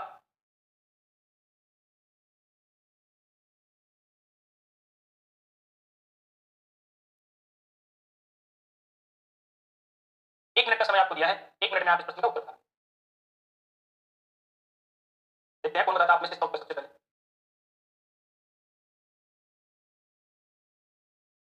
देखो पेपर में प्रश्न सिंपल आते हैं, बिल्कुल इजी आते हैं, सिंपल आते हैं, बस थोड़े से कंसेप्ट अच्छे से क्लियर रहने चाहिए, कंसेप्ट यदि बहुत ज्यादा नहीं है, आपको टाइम टेस्ट में उसमें सब कुछ नहीं पढ़ना, जितनी बातें ये जो 10 प्रश्न है ना, इनके कंसेप्ट भी यदि आपको आ रहे हैं तो भी एग्जाम के प्रश्न हो जाएंगे, ये जो मैं 10-12 प्रश्न याद करवा रहा हूं उतने कंसेप्ट भी आपको आ रहे हैं तो भी क्वेश्चन हो जाएंगे, जितनी बातें मैंने आपको बताई है वो प्लस ये 10 क्वेश्चन आप अच्छे तरीके से पढ़ लो, उस तरह सफिशिएंट है ना टाइम स्पेंड टेस्ट के लिए। एक का उत्तर आया सर शुक्रवार आया ना, रवि कुमार जी का उत्तर आया शुक्रवार, रवि कुमार जी बता रहे हैं शुक्रवार, और मेरे साथी कोई भी, रवि कुमार जी ने उत्तर बता दिया है शुक्रवार, बाकी सारे नहीं कर पा रहे, मतलब या नहीं है मैं बता रहा हूं, देखो राम श्याम से 215 दिन बढ़ा है, तो आप मैं बोल रहा हूं ग्रेटर देन लेस देन, वो आपकी इच्छा है, आप ऐसे भी कर सकते हो कि राम श्याम से बढ़ा है, ऐसे लिख सकते हो, आपको एक ही बात उससे कोई फर्क नहीं पड़ता, मोहन राम से बढ़ा है तो मोहन राम से बढ़ा है, तो आप सीक्वेंस में लिख लो चाहे, और आपको थोड़ा और ज्यादा इजी लगे तो आप बड़े व्यक्ति को पहले लिख लो ऐसे कि राम ये श्याम से बड़ा हो गया, राम तो ऊपर क्यों रखा हूं, बड़ा व्यक्ति है बस, कितने दिन बढ़ा है 215 दिन बढ़ा है, 215 दिन बढ़ा तो मैंने कहा आपको क्या है वीक बनाने हैं, 215 में भाग लगाओगे 7 या 21, फिर आगे 5 बचा तो 30 वीक बन गया, उसमें लिखेंगे तो 30 वीक प्लस 5 दिन और प्लस 5 डेज, वीक से तो कोई मतलब है नहीं, तो वार में कोई प्रभाव नहीं पड़ता, तो मैं ऐसे मान लेते हैं कि वार में प्रभाव के 5 दिनों से पड़ेगा, तो राम श्याम से 5 दिन बढ़ा है, कंडीशन हुई है, और मोहन राम से 40 सप्ताह बढ़ा है, तो मोहन बढ़ा है वो राम से बढ़ा है, और वो भी कितने सप्ताह 40 वीक बढ़ा है, तो वीक यहाँ कोई परिवर्तन होगा नहीं इनके जन्म में, वारों के जन्म में कोई 40 वीक से कोई अंतर नहीं होगा। श्याम का जन्म बुधवार को हुआ है, अब श्याम बुधवार को पैदा हुआ श्याम, तो आप देख रहे हो श्याम का जन्म बुधवार को हुआ, राम श्याम से बड़ा है, और ये दिमाग लगाना कि वो बड़े व्यक्ति का जन्म हमेशा पहले होता है, जैसे मैं ये बोलूं आप और आपका कोई बड़ा भाई या बहन, तो आपका जन्म पहले हुआ है, बड़े भाई या बहन का जन्म पहले, जो बड़ा है उसका जन्म पहले होगा, तो राम बड़ा है, किससे बड़ा है, श्याम से बड़ा है, तो इसका मतलब राम श्याम से पहले हुआ है, तो पहले कब 5 दिन पहले, हमें तो 5 दिन बाहर निकालो तो 5 दिन पहले, 5 दिन पहले तो बुधवार में 5 दिन घटाओगे, तो बुधवार में 5 दिन घटाओगे तो यहाँ आ जाएगा शुक्रवार, बुधवार में 5 दिन घटाओ या 2 दिन जोड़ो तो कोई प्रभाव नहीं पड़ता, 5 दिन घटाओ 2 दिन जोड़ दो, क्योंकि बार आपको क्या 7 के साइकिल में बनाना है, तो 5 दिन घटाया या 2 दिन जोड़ दिया, तो शुक्रवार, तो ये शुक्रवार को, तो मोहन भी शुक्रवार को, रवि कुमार जी का उत्तर बिल्कुल सही है, क्या उत्तर आ जाएगा शुक्रवार। फिर नेक्स्ट देखना, नेक्स्ट देखते हैं, श्रीमती सुशीला ने अपनी शादी की वर्षगांठ मंगलवार 30 सितंबर 1997 को मनाई, मतलब मंगलवार का दिन और 30 सितंबर 1997 को उनकी शादी की वर्षगांठ, तो अपनी अगली शादी की वर्षगांठ उसी दिन कब मनाएगी श्रीमती सुशीला, उसी दिन मतलब मंगलवार हो और शादी की वर्षगांठ भी हो, मतलब 30 सितंबर भी हो और साथ में मंगलवार भी है, तब आपको ये मतलब कैलेंडर रिपीट होना चाहिए, वर्ष के कैलेंडर रिपीट होंगे, पूरा वर्ष का कैलेंडर रिपीट होगा तभी तो 30 सितंबर को कोई बार आएगा। तो यहाँ एक छोटा सा कंसेप्ट मैंने आपको ये बताया था, आपको इतना याद रखना, 2 तरीके बताए थे, देखो एक तो सीधा आपको डायरेक्ट ट्रिक याद कर लेना, वो डायरेक्ट ट्रिक क्या है कि लीप वर्ष का कैलेंडर ना, लीप वर्ष का कैलेंडर हमेशा 28 साल बाद रिपीट करता है, मतलब उसमें प्रत्येक महीने के अंदर सेम टू सेम बातें रहेंगी, लीप वर्ष से 2 2004 लीप वर्ष है, तो 28 जोड़ोगे तो 2032 भी लीप वर्ष है। तो 2004 का कैलेंडर ना आप उसे 2032 में भी काम में ले सकते हो, तो उसमें कोई वारों में अंतर नहीं होगा, वार में केवल वार में और तारीख में कोई अंतर नहीं होगा, बाकी तिथियों में अंतर हो सकता है ना। आप सोचते हो दीपावली भी क्या हुई होगी, क्या दीपावली अलग कैलेंडर, दीपावली हिंदी पंचांग के अकॉर्डिंग होती है, तो वो बात अलग है, केवल वार और तारीख की बात कर रहा हूं मैं। तो लीप वर्ष 28 साल बाद में, और लीप वर्ष से तो एक वर्ष बाद में होता है ना, वो 6 साल बाद में वैसे का वैसा आएगा। लीप वर्ष से 2 साल बाद में 11 साल बाद रिपीट हो जाएगा, और लीप वर्ष से 3 साल बाद जो वर्ष होता है ना, वो भी 11 साल बाद रिपीट होता है। ये मैंने आपको बताया था, और इसका अपवाद भी बताया, कब तक, बीच में शताब्दी ईयर ना हो, बीच में शताब्दी वर्ष शामिल ना हो, तब तक ये ट्रिक काम करेगी। बीच में शताब्दी वर्ष शामिल ना हो तब तक ये ट्रिक काम करेगी, ये इसका अपवाद है, बीच में शताब्दी वर्ष शामिल ना हो। तो यहाँ देखो, इसमें बीच में शताब्दी वर्ष आ रहे 1997 है, आपको दे रखा है 30 सितंबर 1997। तो अब ये ट्रिक तो काम करेगी नहीं आपकी, मैं बोल रहा हूँ आपको यही ध्यान रखना 30 सितंबर 1997। हालांकि बीच में तो शताब्दी आती है ना, कोई लीप वाली आ जाए तब ट्रिक काम करती है, लेकिन आप तो ऐसे ध्यान रखो कि बीच में शताब्दी शामिल नहीं हो तो ट्रिक काम नहीं करती, हम अलग तरीके से। तो सर क्या तरीका लगाए 1997 में, आप ऐसे तरीका लगा लेना। आप यहाँ बात समझ लेना अच्छे से, देखो कि आपको पता है कि 1 जनवरी 1997 में कोई भी वार था, सपोज मान 1 सितंबर 1997 में कोई वार, तो ये 97 में एक साधारण वर्ष, 97 में साधारण वर्ष तो 52 वीक बनता है, एक दिन ओड डेज बचता है, विषम दिन बचता है, भाग लगाने के बाद जो रिमाइंडर होगा वो इसका विषम दिन होगा। 1997 का विषम दिन 1 होगा, 1998 का विषम दिन 1 होगा, 1999 का विषम दिन भी 1 होगा, और सन 2000 का विषम दिन लीप है तब 2 हो जाएगा, 2001 का विषम दिन साधारण तब 1 हो जाएगा, 2002 का विषम दिन 1 हो जाएगा। ये कब तक करना है, जब तक योग साथ ना हो जाए, क्योंकि बीच के या 52 वीक एक दिन एक्स्ट्रा, 52 वीक एक दिन एक्स्ट्रा। 1 जनवरी 1997 को कोई भी वार था, लेकिन पूरे वर्ष में एक दिन एक्स्ट्रा, 2 दिन एक्स्ट्रा, 3 2 5 6 एक साथ। 31 दिसंबर 2000 तक, जब 31 दिसंबर 2002 तक आप देख रहे हो, 1 जनवरी 1997 से 31 दिसंबर 2000 तक देख रहे हो, पूरे वीक बना लिए मैंने दिनों के सारे। इसमें 365 दिन थे, लेकिन 52 वीक एक दिन तो एक्स्ट्रा बचा था, तो 52 वीक को हटा दिए। 1997 का रिमाइंडर 1, 98 का रिमाइंडर 1, ऐसे से काउंट कर रहा हूं तो 7 बन गए। 31 दिसंबर 2022 तक कंप्लीट वीक पूरे हो गए ना। आगे वाले दिन दोबारा 1 जनवरी 2003 को वही तो वार होगा ना, जो 1 जनवरी 1997 में। इसका मतलब ये रिपीट कर गया, रिपीट कर गया, तब 2003 को रिपीट कर गया, तो 30 सितंबर 1997 को जो वार वही 30 सितंबर 2003 को जाएगा, 30 सितंबर 2003 को। ऐसे कर लेना, अब याद कर लेना। यदि बीच में शताब्दी वर्ष शामिल हो ना हो तब ये ट्रिक काम नहीं करेगी, लेकिन यदि तब काम नहीं करती जब वो साधारण शताब्दी शामिल हो। मैं ये लिख देता हूं, इसमें चेंज करता हूं, बीच में शताब्दी शामिल हो और वह साधारण शताब्दी, तब यह ट्रिक काम नहीं करेगी। तरीका एक बना लिया ट्रिक, तो क्या है, तब यह ट्रिक काम नहीं करेगी। बीच में शताब्दी वर्ष शामिल हो और वह साधारण शताब्दी हो, तब यह ट्रिक काम नहीं करेगी, अन्यथा सही काम, अन्यथा सही काम करेगी। और लीप की शामिल है तो सही काम, तो लीप की शामिल है तो 1997 में देखो, 1997 में कब आएगा, लीप से जस्ट 1 साल, 1996 में लीप यहीं पाएगा, लीप से जस्ट 1 साल बाद वाला वर्ष होता है, तो 6 साल बाद रिपीट करेगा, क्योंकि बीच में शताब्दी आ रही है, उस लीप की शामिल आ रही है, 97 में 6 जोड़ोगे तो भी सीधा सीधा आ गया 30 सितंबर 2003। तो ऐसे ध्यान रखना कि लीप 28 साल बाद रिपीट होता है, लीप से 1 साल बाद 6 साल बाद रिपीट होता है, लीप से 2 साल वाला 11 साल बाद रिपीट होता है, लीप से 3 साल वाला 11 साल बाद रिपीट होता है। लेकिन बीच में जो शताब्दी है ना, वो आपकी शताब्दी कौन सी होनी चाहिए, वो शताब्दी लीप की यदि नहीं होगी तब ट्रिक काम करेगी, लीप की होगी तब काम करेगी। जैसे मैं आपको ये बोल दूं कि 1 जनवरी 1896 लीप ना, 1 जनवरी 1896 का कैलेंडर पुनः कब रिपीट करेगा, पुनः कब रिपीट करेगा ये कैलेंडर, ये आपको बाद में बताना है ना। ऐसे तरीके से ऐसे नहीं होगा, क्योंकि जहां बीच में शताब्दी शामिल होगी 1900, वो साधारण शताब्दी है, तो साधारण शताब्दी तब ये ट्रिक काम नहीं करेगी, पूरा तरीका काम करेगा जो मैंने आपको करवाया, वो अभी बाद में बताऊंगा, मैं लास्ट में कि आपको ये करना है ना, ध्यान रखना। इसके बाद देखना, एक वर्ष में निम्नलिखित में से कौन से 2 महीनों का कैलेंडर समान, या आप जानते हो ये प्रश्न कब आया, ये आया था 15 अक्टूबर 2022, ग्रेड 1। सिंपल सिंपल प्रश्न आते हैं, एक कैलेंडर का प्रश्न आया था शायद 3-4 पेपर में, कैलेंडर का मतलब समय अनुक्रम प्रेक्षण से, टॉपिक ज्यादा है, प्रश्न आने हैं 4, तो इसी पेपर में किस टॉपिक से प्रश्न आते हैं, किस टॉपिक से प्रश्न आए हैं, हर टॉपिक से। तो एक वर्ष में निम्नलिखित में से कौन से 2 महीनों का कैलेंडर समान हो, इसमें सीधा सीधा तरीका है, देखो डायरेक्ट आप ऐसे ध्यान रखना कि आपको जब भी ऐसा प्रश्न आ जाए, दोबारा कभी भी आ जाए कि 1 महीनों के कैलेंडर कब समान होते हैं, जब बीच के वीक ना वो कंप्लीट हो जाए। 1 जनवरी को जैसे आप स्टार्ट करो, तो मान लो 1 जनवरी को आपने स्टार्ट कर दिया, और वो जाते जाते 30 सितंबर तक आप देख रहे हो कि सारे के सारे क्या कंप्लीट हो गए, 30 सितंबर तक पूरे वीक हो गए, अक्टूबर में रिपीट कर जाएगा। हालांकि इसके ट्रिक है, तरीके हैं, वो मैं ट्रिक तरीके वो आपको इसलिए नहीं बता रहा कि एग्जाम में आप बेसिक बेसिक बातें समझ लोगे ना कांसेप्ट वाले, तो आपको आज बताई हुई बात भी एग्जाम तक याद रह जाएगी, इसलिए हर चीज को ट्रिक से नहीं जोड़ना। तो जून और अक्टूबर में, तो आपको जून और अक्टूबर का इसका पहले वाला जो 1 जून का वार दे रखा हो, 1 जून का आपको दे रखा है, 1 जून का वार मान लो आपको बताओ 1 जून का, और ये 1 जून से लेकर मैं ये बोल रहा हूं अक्टूबर का निकालना, तो 30 सितंबर तक यदि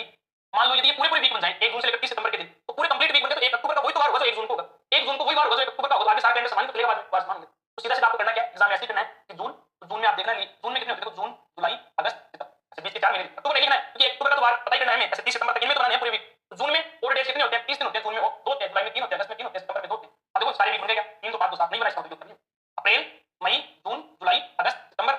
अप्रैल में 2, मई में 3, जून में 2, जुलाई में 3, अगस्त में 3, सितंबर में 2, अक्टूबर में 3। अब देख लो यार 3 2 5 2 7, 3 3 6 3 9 2 11 नहीं बने, तब नहीं बने, 11 तो शेष रह गए, 4 शेष रह गए ना, यहाँ 4 शेष मैंने काट दिया, 4 शेष करना। फिर अप्रैल और जुलाई में आप देखोगे, अप्रैल और जुलाई, अप्रैल मई जून ये लिखोगे, अप्रैल और जुलाई के लिए अप्रैल में दिन कितने 30 तो 2, मई में 3, जून में 2, 3 2 5 2 7, तो 1 अप्रैल से लेकर 30 जून तक के जो वार कंप्लीट हो गए, अब दोबारा रिपीट हो जाएगा, तो ये अप्रैल और जुलाई सीधा सा प्रश्न, मात्र आप ज्यादा याद रहता तो 1 मिनट के अंदर 1 मिनट नहीं लगते ना। अप्रैल और जुलाई के कैलेंडर क्या रिपीट करेंगे, और कौन कौन से रिपीट करेंगे वो आपको लिखा दिया सारे। हर को याद है कि उसके पिता का जन्मदिन 13 और 16 जून के बीच में पड़ता है।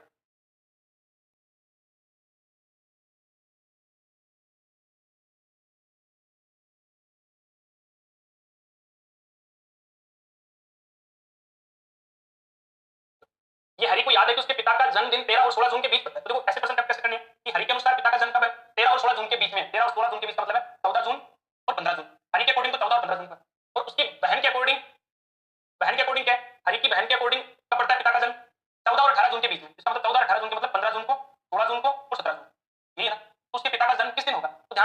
कंडीशन दे रखी हो तो कॉमन डेट होना सबके अकॉर्डिंग। देखो 14 जून के अकॉर्डिंग बहन नहीं बता रही, 16 17 जून के अकॉर्डिंग हरी नहीं बता रहा, तो कॉमन डेट जो होना उसको कॉमन डेट को माना जाता है। तो आप इसका उत्तर क्या करोगे, 15 जून को करोगे इसका उत्तर। तो यहाँ क्या उत्तर आ जाएगा, 15 जून।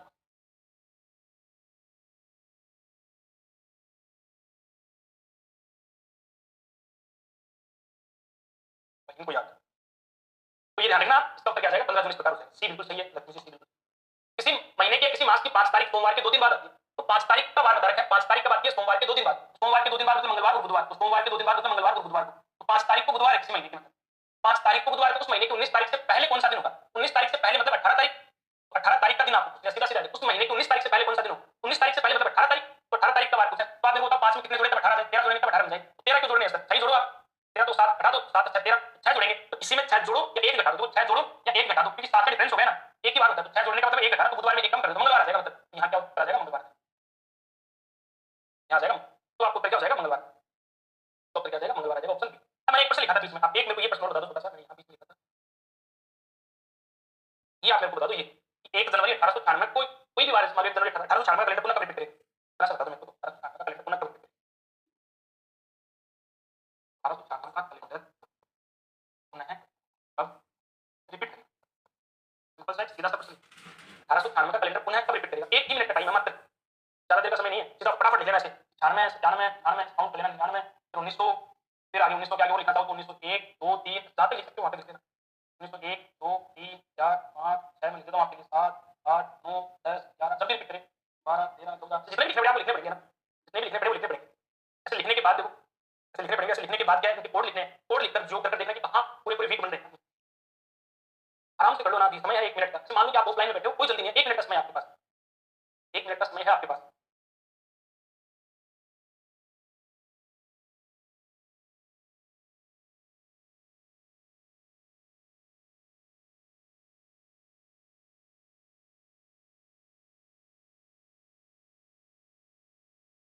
क्या बात समझाना चाह रहा हूँ, ये बात समझना, इस बात से एक छोटा सा कंसेप्ट है जो मैं यहाँ इस बात से समझाना चाह रहा हूँ, वो आपको बताना, 1896 का कैलेंडर पुनः कब रिपीट करेगा,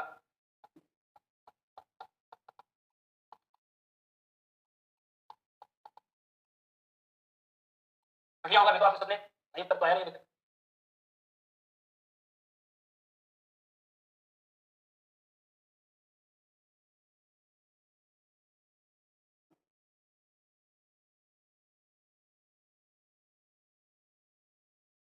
देखना अभी तक उत्तर नहीं आया, 1896 में रिमाइंडर क्या बचेगा, लीप ईयर है ना, रिमाइंडर 2 बचेगा लीप ईयर तक,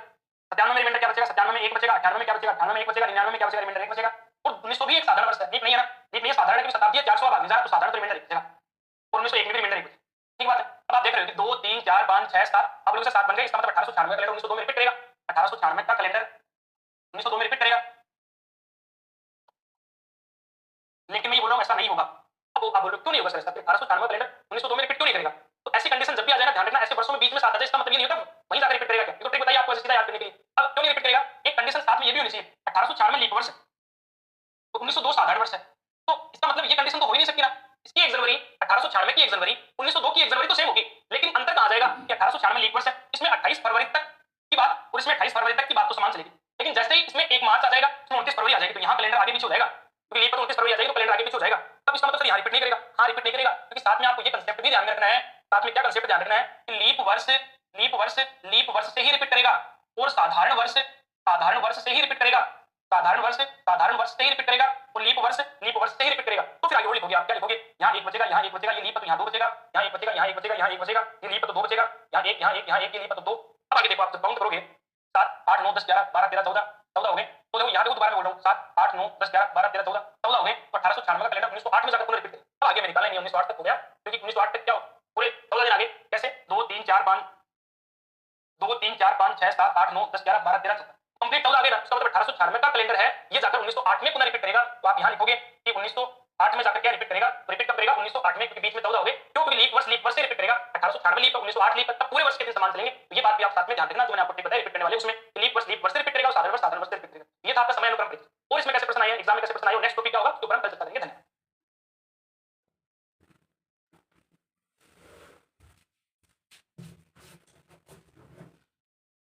इस प्रकार आपको करना है वो देखना, गणितीय संक्रियाओं का मतलब इतना सा ही है, जोड़ बाकी गुणा भाग में अच्छे से आते हैं, केवल एक बेसिक नॉलेज चेक करने के, सामान्य सा नॉलेज के, और आपको ये बात पता होगा कि हम गणितीय संक्रियाओं को बोर्ड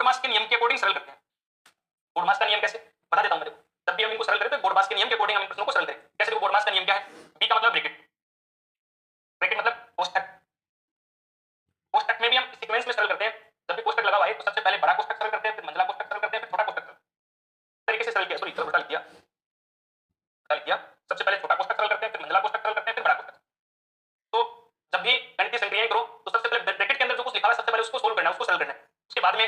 ओ का मतलब ऑफ, ऑफ मतलब जहां का लिखा हुआ है ना, का लैंग्वेज में का लिखा हुआ है, जिसका अर्थ होता है, इसका अर्थ गुणा से लिया जाता है, लेकिन लैंग्वेज में का होना चाहिए। उसके बाद में डिवीजन,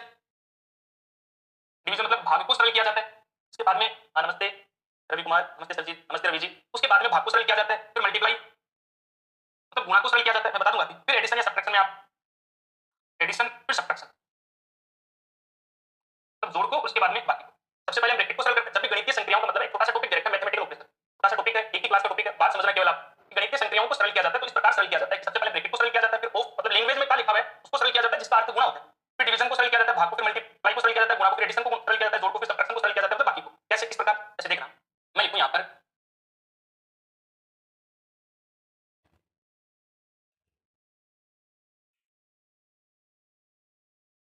ऐसे लिखा हुआ है। तो यदि इसे सरल करो ना तो ऐसे सीक्वेंस में सरल नहीं करना कि पहले 20 में 5 का भाग लगा दे, 4 फिर 4 में 7 जोड़ दे, 11 फिर 11 को 3 से गुणा कर दे, 33 फिर 33 में 2 घटा दे, ऐसे सरल नहीं करना। इनको सरल करने का मतलब बोर्ड मास के अकॉर्डिंग सरल किया जाता है। बोर्ड मास के अकॉर्डिंग सरल कैसे, पहले ब्रैकेट है उसको सरल करो, नहीं है, फिर ओ मतलब का लिखा हुआ है लैंग्वेज में, कहीं का लिखा हुआ है नहीं लिखा हुआ, फिर डिवीजन को सरल करो, ये भी नहीं है, फिर डिवीजन मतलब भाग को सरल, फिर मल्टीप्लाई मतलब गुणा को, फिर एडिशन मतलब जोड़ को, फिर सब्ट्रैक्शन मतलब बाकी। सबसे पहले क्या, यहाँ तो भाग का सिंबल है वो सरल किया जाएगा, तो भाग का सिंबल मतलब 20 में 5 का भाग लगाएंगे तो हम 4 आएगा, फिर प्लस का सिंबल है इसको सरल करेंगे, गुणा को करेंगे तो 7 को 3 से गुणा करेंगे तो 21 आएगा, फिर बाद में बाकी 2। अब आपको पता है 4 प्लस का 21 प्लस का, तो प्लस का तो 25 हो गया और बाकी का 2 है, तो इसका उत्तर क्या है, इसका उत्तर आया 23। तो आप इसको सरल करोगे तो 23 आएगा। इसी प्रकार आप जैसे इसको सरल करो, ऐसे लिखा हुआ है कहीं पर, लेकिन ब्रैकेट लगा हुआ है पहले, ये ऐसे ब्रैकेट लगा हुआ है, फिर भाग लगा हुआ है, फिर 5 है, फिर का लगा हुआ है, फिर 2 है, फिर जोड़, ऐसे लिखा हुआ है। तो इसे सरल करो तो सबसे पहले देखो ब्रैकेट है, ब्रैकेट को सरल करोगे आप, इसमें ब्रैकेट को सरल करने का मतलब है, नमस्ते जी, ब्रैकेट का मतलब 30 गुणा 2, तो सबसे पहले 60 को सरल किया जाएगा, फिर ब्रैकेट के बाद में ऑफ मतलब का जो है उसको सरल किया जाएगा, भाग को सरल किया जाएगा, और का मतलब होता है गुणा, तो फिर ये भाग, फिर 5 को 2 से गुणा करोगे तो 10 आएगा, ये भाग का सिंबल है यहाँ पर, भाग का सिंबल, फिर 5 को 2 से गुणा करोगे 10 आएगा, फिर जोड़। अब इनमें पहले भाग को सरल करोगे तो 60 में 10 का भाग लगाओगे तो 6 आएगा, और 6 में 6 जोड़ोगे तो 12। इस रूप में आपको सरल करना है कि जब भी आप सरल करो तो बोर्ड मास के अकॉर्डिंग सरल करना है, और बोर्ड मास का मतलब आपको पता है, ब्रैकेट की कोष्टक को सरल करना है सबसे पहले, उसके बाद में का को सरल करना है जिसका अर्थ गुणा से लिया जाता है, फिर भाग को सरल करना है, फिर आपको गुणा को सरल करना है, फिर जोड़ को, फिर बाकी। इस सीक्वेंस में आप गणितीय संक्रियाओं को सरल, एग्जाम में प्रश्न कैसे आएंगे, जरा कुछ प्रश्नों के माध्यम से मैं आपको बताता हूं एग्जाम में कैसे प्रश्न पूछ सकता है। एक सिंपल सा प्रश्न पूछेगा, यदि पूछेगा तो केवल जोड़ बाकी गुणा भाग अच्छे से आने चाहिए। करना कैसे देख लो, यहां दे रखा है यदि गुणा का अर्थ बाकी है, बाकी का अर्थ गुणा है, प्लस का अर्थ भाग है और भाग का अर्थ प्लस है, तो नीचे एक इक्वेशन दे रखी है, इस इक्वेशन का उत्तर क्या आएगा, तो आप इस इक्वेशन को सरल करो तो उत्तर क्या उत्तर आएगा। सिंपल सा एक तरीका है कि जहां जैसे सिंबल दे रखे उस प्रकार आप चेंज कर दो। पहले बोल रखा है यदि प्लस का अर्थ है बाकी, तो जहां प्लस है वहां बाकी मानो, तो यहां पे ये सिंबल तो आप माइनस का मानो, फिर माइनस का अर्थ है गुणा, जहां बाकी वाला सिंबल है वहां गुणा मानो, तो बाकी वाला सिंबल यहां है तो आप इसको गुणा मान कर सकते हो। फिर प्लस का अर्थ है भाग, गुणा पहले में क्या है, फर्स्ट में है कि गुणा का अर्थ है बाकी, तो गुणा तो यहां है ना, यहां बाकी है, फिर आगे प्लस का अर्थ है भाग, तो आप इसको भाग का मानो, और फिर भाग का अर्थ है प्लस, तो आप इसे प्लस का मानो। ये सिंबल मानने आप, लेकिन ये सिंबल मानकर सरल करो तो सबसे पहले क्या सरल करोगे, सबसे पहले ब्रैकेट सरल करोगे, बोर्ड मास के नियम के अकॉर्डिंग। तो ब्रैकेट सरल करोगे तो जहां जहां ब्रैकेट हमको सरल करो पहले, तो 15 गुणा 10 यहां तो आ जाएगा 150, तो पहले ब्रैकेट ये सिंबल गुणा का सिंबल है ना, बाकी गुणा मानकर सरल करना है, 15 गुणा 10 फिर प्लस, फिर ब्रैकेट वाली बात को सरल करो, 130 में 10 का भाग लगाओगे तो 13 आ जाएगा, तो 13 आ जाएगा, फिर ये बाकी है, फिर बाकी 50। समझ में आ गई होगी बात। सबसे पहले ब्रैकेट को सरल करेंगे, माइनस का गुणा था तो 15 को 10 से गुणा किया तो 150 आया, फिर भाग को लेकिन प्लस बोल रहा है तो हम प्लस लिखेंगे, भाग को चेंज करेंगे तब, फिर दोबारा पहले ब्रैकेट है तो ये भाग लगाने से ये सरल करने से पहले ब्रैकेट को सरल करेंगे तो 130 में 10 का भाग लगाएंगे तो 13 आएगा, फिर बाकी वाला सिंबल है फिर 50 लिखेंगे। अब देख रहे हो आप कि ये प्लस 150 है, इसमें से 50 कम हुआ तो 100 बचा, और 100 में 13 जोड़ेंगे तो 113 आ जाएगा, प्लस का यहां उत्तर आ जाएगा 113। इस प्रकार आपको सोल्व करना है, सिंपल सा प्रश्न। बाद में जैसे मान लो ऐसा कोई प्रश्न लिखा हुआ है कि प्लस का अर्थ है भाग, तो जहां प्लस है उसको आप भाग बना दो, तो ये तो भाग है, प्लस का अर्थ है भाग, ये सिंबल भाग का मान, बाकी का अर्थ है गुणा, तो जहां बाकी है उसको आप गुणा मान लो, बाकी का अर्थ है गुणा, भाग का अर्थ है प्लस, तो जहां भाग है उसे आप प्लस का मानकर सरल करो, और गुणा का अर्थ है बाकी, गुणा का अर्थ है बाकी, तो ये गुणा करता है बाकी, तो इसे आप बाकी मान सकते हो। सबसे पहले सरल कैसे करोगे, तो जो भाग का सिंबल उसे सोल्व करोगे, तो 12 में 4 का भाग लगाएंगे 3 आएगा, फिर बाद में हम गुणा को सरल करेंगे, तो देखो यहां ऐसे लिख लेना चाहिए, एक साथ सरल नहीं करो तब 36, फिर बाकी 12 को 4 से डिवाइड करेंगे तो 3 आएगा, 12 में 4 का भाग लगाएंगे तो 3 आएगा, फिर प्लस, फिर 6, एक और क्या है प्लस का अर्थ है भाग, क्या नहीं थे, एक मिनट गलत ना हो जाए, प्लस का अर्थ है भाग, यहां भी भाग आएगा, तो सारे चेंज हो गए ना।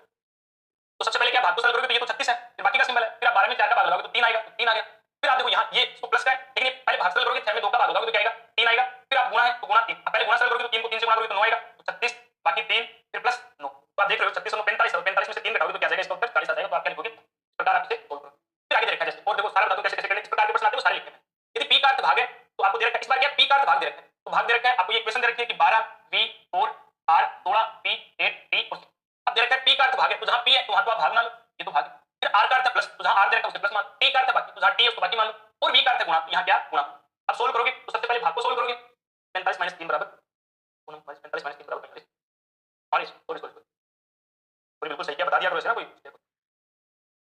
36 और 45, तो 45 में से 3 घटाएंगे तो क्या आएगा 45, बिल्कुल सही बात है, बिल्कुल 42 आएगा ना यार, 45 में से 3 घटाने पर 42 आएगा। ऐसे जरूर एग्जाम में कई बार इसी प्रकार के प्रश्न गलत हो जाते हैं ना, थोड़ा क्या प्रेजेंस ऑफ माइंड ही होता है, रखना चाहिए। थैंक यू पूनम जी, ये दे रखा आपको। अब इसको सोल्व करोगे आप तो सिंपल से बता दूं, जैसे जैसे प्रश्न आएंगे, ये तो क्या सिंपल से प्रश्न है, इनको तो एक सीक्वेंस में सोल्व तो भाग को सरल करने का मतलब 16 में आप 8 का भाग दोगे तो 2 आएगा और 12 को 4 से भाग के बाद में इधर तो गुना है ना, 12 को 4 से गुना करोगे तो 48 आएगा, 48 ये दोनों गुना हो गए, फिर प्लस 16 में 8 का भाग दोगे तो 2 आएगा, फिर बाकी 6, 48 से 2 50, 50 में से 6 घटाओगे तो तुम्हारी 48 प्लस का 2 भी प्लस का, तो प्लस का 50 हो गया, और 6 घटाओगे तो क्या उत्तर आएगा आपका, तुम्हारा आंसर आ जाएगा, इसका उत्तर हो गया 44, 44 इसका। नेक्स्ट आगे देखना, फिर आगे देखा है ऐसा ही प्रश्न है दोबारा, इसलिए लिखा है कि आप करो इसे, सिंपल में बदल देता हूं, P 6 R और 4 ये दे रखे हैं, P का अर्थ है गुना, तो जहां P है ऐसा प्रश्न आया, इसका मतलब बोनस आपके लिए एग्जाम में, P का अर्थ है गुना, R का अर्थ है प्लस, R का अर्थ है प्लस, P का अर्थ है बाकी, P का अर्थ है बाकी, और W का अर्थ है भाग, तो W का अर्थ है भाग, मैंने ये सारे बदल दिया आपके लिए, ठीक करो आप 64 भाग 4 गुना 8 बाकी T प्लस, और देखो इनमें से क्या उत्तर आ रहा है, यहाँ पर ऑप्शन है तो क्या उत्तर आ रहा है ऑप्शन में से, अब उत्तर आना चाहिए ऑप्शन से, मतलब इसलिए लिखा है ना, ऑप्शन देखकर आपका आंसर जो भी है उत्तर बताना मेरे को, तो आप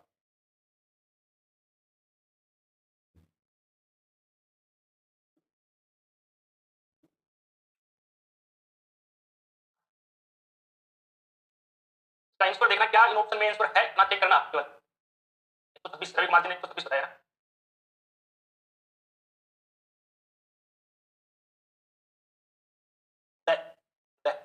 हाँ बिल्कुल सिंपल है, सबका आंसर आ गया, डी उत्तर आया, क्योंकि 64 में 4 का भाग लेंगे, पता है 16 आएगा, 16 को 8 से गुणा करोगे तो गुणा कर सकते हो सीधा, या 16 को 8 से गुणा, या आप लिख सकते हो ऐसे, या तो सीधा गुणा कर लो, या आप लिख लो ऐसे, 16 को 8 से गुणा करोगे तो 128 आएगा, 128 फिर 4 बाकी 6 प्लस 4 तो ये 132 है, 132 में से 6 घटाएंगे तो 126 उत्तर आ जाएगा, इसका उत्तर क्या आ गया 132, तो आप इसका उत्तर डी, बिल्कुल सिंपल सा प्रश्न, एक प्रश्न देखो आपको ऐसा पूछेगा ना, टाइप का प्रश्न पूछेगा तो ज्यादा संभावना है कि पूछेगा, वैसे ही प्रश्न पूछ लेता है, यदि एग्जाम में पूछता है, कुछ भी रखे ऐसे प्रश्न इस टॉपिक से, बोनस का प्रश्न मानना, इसको गलत मत करना, इसका उत्तर क्या आएगा, हां बिल्कुल सबका सही है, तो यहां देखना इसमें आप कैसे करोगे,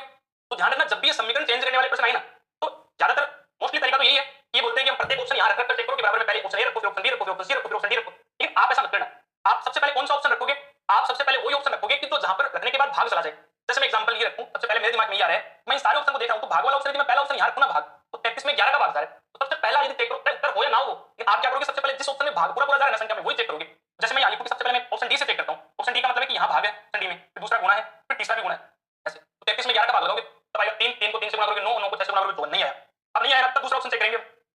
अभी तो नहीं आया ना, तो दूसरा ऑप्शन आप ये चेक करोगे इसमें भाग है, तो जब 33 गुणा 11 फिर भाग 3 करे तो 33 से तो 3 कट ही सकता है, तो ये भी ऑप्शन देखिए कैसे, यदि ये ऑप्शन रखूं मैं, ये तो गुणा रख दिया यहां पर, फिर यहां मैंने भाग रख दिया, फिर यहां बाकी रख दिया, तो सबसे पहले क्या सरल होगा, तो ये तो 11/3, तो 33 सबसे पहले भाग सरल होगा, तो 11/3 ऐसे सरल करोगे, पहले भाग सरल किया हमने, फिर बाकी 6, तो ये से कट गया, 11 को 11 से गुणा करोगे तो 121, 121 में से 6 घटाएंगे तो 15 उत्तर आ रहा है, इसका मतलब कौन सा ऑप्शन हो जाएगा सी, तो आप सबसे पहले भाग वाला चेक करना कि जिससे भाग होता होगा पूरा पूरा, सबसे पहले रवि कुमार जी को क्रैश बिल्कुल सही है, फिर आगे देखना एक और प्रश्न दे रखा है, ऐसा प्रश्न भी आपको मिलता है एग्जाम में कि कौन से चिन्ह को परस्पर बदल दें हम, ये दिया गया समीकरण है इसको संतुष्ट करेगा, इनमें से कौन से चिन्ह को आपस में बदले हम, ये दिया गया समीकरण इनको संतुष्ट कर दे, तब देखो फिर बोल रहा हूं सबसे पहले भाग वाला चेक करना, देखना कि भाग जहां आ जाए ना, जैसे मैं ये बोलूं यदि 6 में 3 का भाग जा रहा है, यदि यहां भाग आ जाए तब पूरा पूरा भाग जा रहा है, तो देख रहे हैं कौन से ऑप्शन के अंदर कि प्लस और भाग को चेंज कर दिया जाए, नहीं यहां तो भाग आएगा नहीं, तो प्लस को भाग तो भाग यहां जाएगा, यहां प्लस आ जाएगा, ऐसा नहीं आएगा, फिर है भाग और गुणा को चेंज कर दिया जाए, यहां तो भागा जाए, यहां तो भागा जाए, यहां गुणा जाए, ये हो सकता है, या तो इसको चेक करेंगे, फिर यहां और जगह देखें प्लस और बाकी को, एक बार ये रहने तो प्लस और भाग को, या नहीं आएगा प्लस और गुणा को, प्लस और गुणा को, ये भी नहीं आएगा, सबसे पहले भाग वाला एक ही जगह है, 12 में 2 का भाग जा रहा है, यहां तो भाग वाला को सिंबल आया नहीं, इसको चेक करते हैं सबसे पहले, क्योंकि भाग और गुणा को चेंज कर रहा है, भाग और गुणा को चेंज करने का मतलब क्या, यहां तो क्या जाएगा गुणा जाएगा और यहां क्या जाएगा भाग जाएगा, तो भाग जा रहा है ना पूरा पूरा, पहले वही ऑप्शन चेक करो जहां भाग जा रहा है पूरा पूरा, फिर बोलोगे उत्तर है या नहीं है वो बात की बात, लेकिन आप सबसे पहले वही चेक करोगे,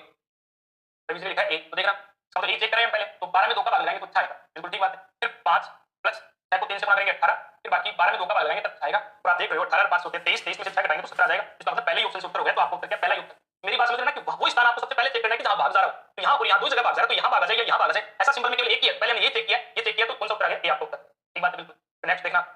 नेक्स्ट प्रश्न दे रखा है, दिए गए समीकरण में चिन्हों और संख्याओं में से कौन सा एक बदलाव समीकरण को सही करेगा, कि चिन्ह और संख्याओं में से कौन सा एक बदलाव इस समीकरण को सही कर देगा, आपको ये बताना है, ये चार ऑप्शन आपके पास है, समीकरण नहीं लिखा क्या मैंने, समीकरण नहीं है, तो एक देखते हैं इस प्रश्न को ना, एक बार आगे वाला कर लेते हैं, आगे दे रखा है, यदि एक इस प्रकार का प्रश्न आता है आपके पास, अभी मैं उस पहले वाले प्रश्न को देखता हूं क्या उसका ऑप्शन है, यदि बाकी का अर्थ भाग है, प्लस का अर्थ गुणा है, भाग का अर्थ बाकी है और गुणा का अर्थ प्लस हो, तो निम्नलिखित में से कौन सा समीकरण सही है, अब आपको करना क्या पड़ेगा एग्जाम में, ऐसा जब प्रश्न आ रहा है तो आप बोलोगे सर क्या चार ऑप्शन चेक करें, मतलब पहले तो इनको पहले ऑप्शन में बदले, पहला ऑप्शन चेक करें, फिर इनको दूसरे ऑप्शन में बदले, दूसरा ऑप्शन चेक करें, फिर तीसरे ऑप्शन में बदले, फिर तीसरा ऑप्शन चेक करें, फिर चौथे में बदले, फिर चौथा चेक करें, मान लो पहले 3 नहीं हो गए तो 4 बार में करना पड़ेगा, तो मतलब 5 मिनट देने पड़ेंगे एक ही प्रश्न, तो ऐसा नहीं है, ऐसा प्रश्न आ जाए तो ये नहीं है कि आप 5-7 मिनट एक ही प्रश्न में लगे रहोगे, आपको करना क्या है, सबसे पहले इस प्रश्न के अंदर ऐसा, फिर दोबारा बोल रहा हूं ऐसी जगह ही देखना जहां चिन्ह बदलने के बाद भाग चला जाए, जहां चिन्ह बदलने के बाद भाग चला जाए, तो मैं ये बोल रहा हूं 19 में कहीं 5 का भाग नहीं जा रहा, ये तो एक जगह है देखो जहां भाग जा रहा है इस जगह, तो तीसरे में कहां ना कौन से चिन्ह को भागना है, कौन से में देखो यहां 19 में 5 का भाग नहीं जाता, 5 में 4 का भाग नहीं जाता, लेकिन 4 में तो 2 का जा रहा है ना, इसका मतलब तीसरा ऑप्शन चेक करो जहां भाग बन जाए, कौन से ऑप्शन में, गुणा की जगह भाग है क्या तीसरे ऑप्शन में, कहीं नहीं है, देखो बाकी की जगह भाग, बाकी की जगह भाग यहां है, बाकी की जगह तीसरे ऑप्शन, ये जो बाकी है इसको बोल रहे हैं भाग, कौन से चिन्ह को बोल रहा है बाकी वाला को भाग बोल रहा है, तो सबसे पहले 3 को चेक करो आप, जैसे कि सबसे पहले ऑप्शन यदि बाकी को भाग आ जाए, इसका मतलब गुणा भाग बाकी और प्लस, इसमें केवल बाकी को बोल रहा है भाग, तो इसका मतलब तीसरे ऑप्शन में भाग जा सकता है, तो सबसे पहले हम यही करेंगे कि तीसरा ऑप्शन चेक करें एग्जाम के अंदर, तो तीसरा ऑप्शन चेक करोगे तो मैं यहां लिख देता हूं कि पूरा एक बार समझाने के लिए 19 है, फिर भाग का मतलब है बाकी, तो आप तीसरा ऑप्शन में करोगे बाकी 5, फिर प्लस का अर्थ है गुणा, तो आप करोगे गुणा 4, फिर बाकी का अर्थ है भाग, वर्ग भाग 2 और गुणा का अर्थ है प्लस प्लस 4 बराबर तीसरे ऑप्शन में 13 आता है, हम यही चेक करना है। तो आप देखोगे 4 में 2 का भाग लगाएं तो 2 आएगा, तो 2 को 5 से गुणा करेंगे तो 10 आएगा, 19 बाकी 10 प्लस 4, तो देखोगे आप 19 में से 10 घटाओगे तो 9 और 9 में 4 जोड़ोगे तो 13, उसका मतलब ऑप्शन सी सही है, ऑप्शन सी आपका उत्तर होगा। मेरी बात समझ पा रहे हो ना कि आपको वो ही ऑप्शन चेक करना है कि जहां भाग बन जाए, जहां भाग जा रहा हो संख्याओं में। जैसे आप इसमें देखना, आप ये प्रश्न करके देखो, ये तो उत्तर ये प्रश्न दे रखा है कि प्लस का मतलब गुणा हो जाए, गुणा का मतलब प्लस हो जाए, भाग का मतलब बाकी हो जाए, बाकी का मतलब भाग हो जाए, तो कौन सा विकल्प बदलने से, कौन सा विकल्प चिन्ह बदलने के बाद सही होगा, चिन्ह बदल दे तो कौन सा विकल्प बिल्कुल सही आएगा, ये ऑप्शन करके देखो। ऐसा नहीं कि बहुत सारा टाइम लगेगा। यस सर, आप तो लक्ष्मी जी इसी प्रकार करना है, आपको ये प्रश्न देखो, आप इस प्रकार करोगे। इतनी देर में एक ऑप्शन देख लेता हूं प्रश्न के।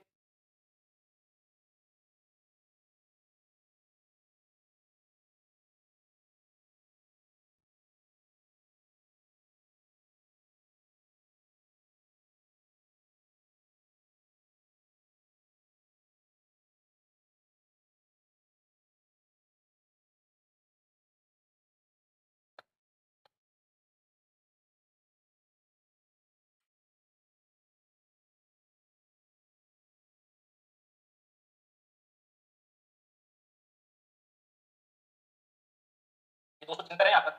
340 है।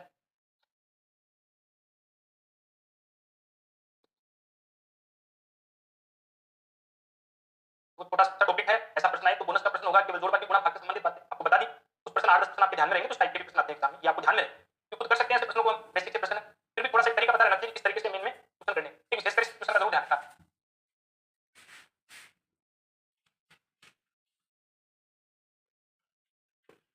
मैं दे रहा हूँ आपको 2 मिनट तक कम से कम दे रहा हूँ समय, एग्जाम में आ जाए तो इससे ज्यादा समय मत देना।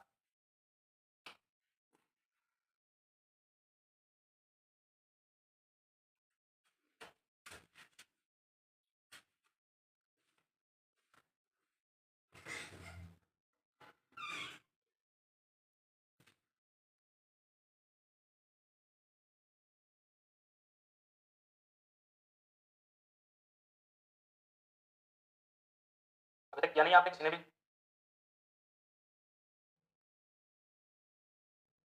ये क्वेश्चन आया रवि कुमार जी का सी, रवि कुमार जी के सभी आंसर सही आते हैं, शायद हो सकता है अभी पता नहीं अभी तक सी। एक और तरह है सी,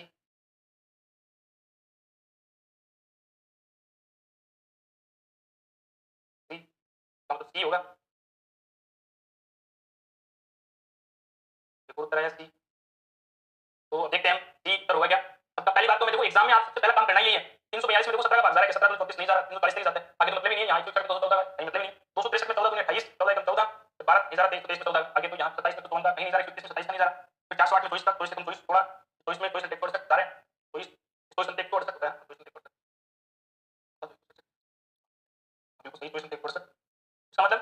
408 में 24 का भाग जा रहा है यहाँ, इसका मतलब यहाँ यदि बाकी कहीं भाग है क्या, बाकी का मतलब भाग है वो ऑप्शन चेक करेंगे, तो पहले यहाँ दिख रहा है बाकी का भाग है, तो यहाँ ऑप्शन सी को सबसे पहले कंसीडर करेंगे कि बाकी का भाग है, यहाँ ऑप्शन सी के अकॉर्डिंग बदलेंगे, तो आप देख रहे हो यही ऑप्शन में बदल दूं मैं, प्लस का बाकी का तो भाग है, भाग है बाकी का, ये तो भाग हो गया, और जहाँ प्लस का गुणा, प्लस का गुणा, फिर गुणा 13,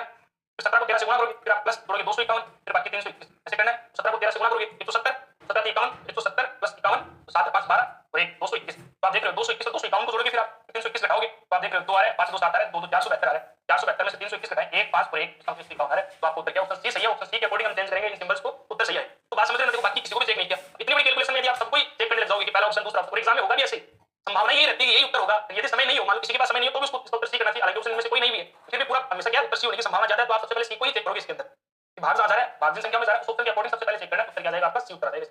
फिर आपको एक प्रश्न और करना है, अभी मैंने आपको बताया था, इसमें देखो सिंपल सा प्रश्न है केवल बिल्कुल कि दिए गए समीकरण में चिन्हों और संख्याओं में से कौन सा एक बदलाव समीकरण को सही करे, कि प्लस की गुणा को चेंज कर दे कि गुणा की जगह प्लस आ जाए, प्लस की जगह गुणा आ जाए, 16 की जगह 4 आ जाए, 4 की जगह 16 आ जाए, इस प्रकार का भी एक क्वेश्चन आपको मिलता है, इस प्रकार का भी एक क्वेश्चन मिलता है, इस प्रकार के क्वेश्चन दे रखे हो तो आप इसमें देखना,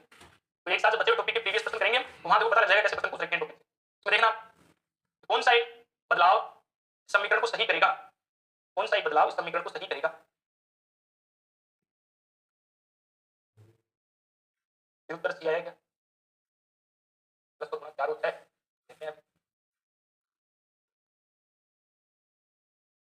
बार रवि जी का उत्तर है बी, तो पहले बी को चेंज करते हैं, एक और उत्तर है सी भी आया, उत्तर बी भी आया, तो पहले बी वाले को चेक करते हैं कि बी वाला उत्तर होगा क्या, बाद में सी को करेंगे प्लस और गुणा, देखो ये सिंपल से इक्वेशन आप चेंज कर लोगे, तो आप लिखोगे 6 है, फिर प्लस को तो प्लस की जगह गुणा आ जाएगा, तो गुणा की जगह प्लस आ जाएगा, फिर ये 4, फिर 2 और 4 को भी चेंज कर रहा है, तो इनको भी चेंज करना है आपको, 2 और 4 को भी चेंज करोगे आप, इसकी जगह 2 आ जाएगा, इसकी जगह प्लस की जगह गुणा आ जाएगा, यहाँ 4 आ जाएगा बराबर 16, तो आप देख रहे हो 4 दूनी 8 प्लस 6 बराबर 14 होते हैं, तो नहीं हुआ 2 और 4 को चेंज करोगे तब, तो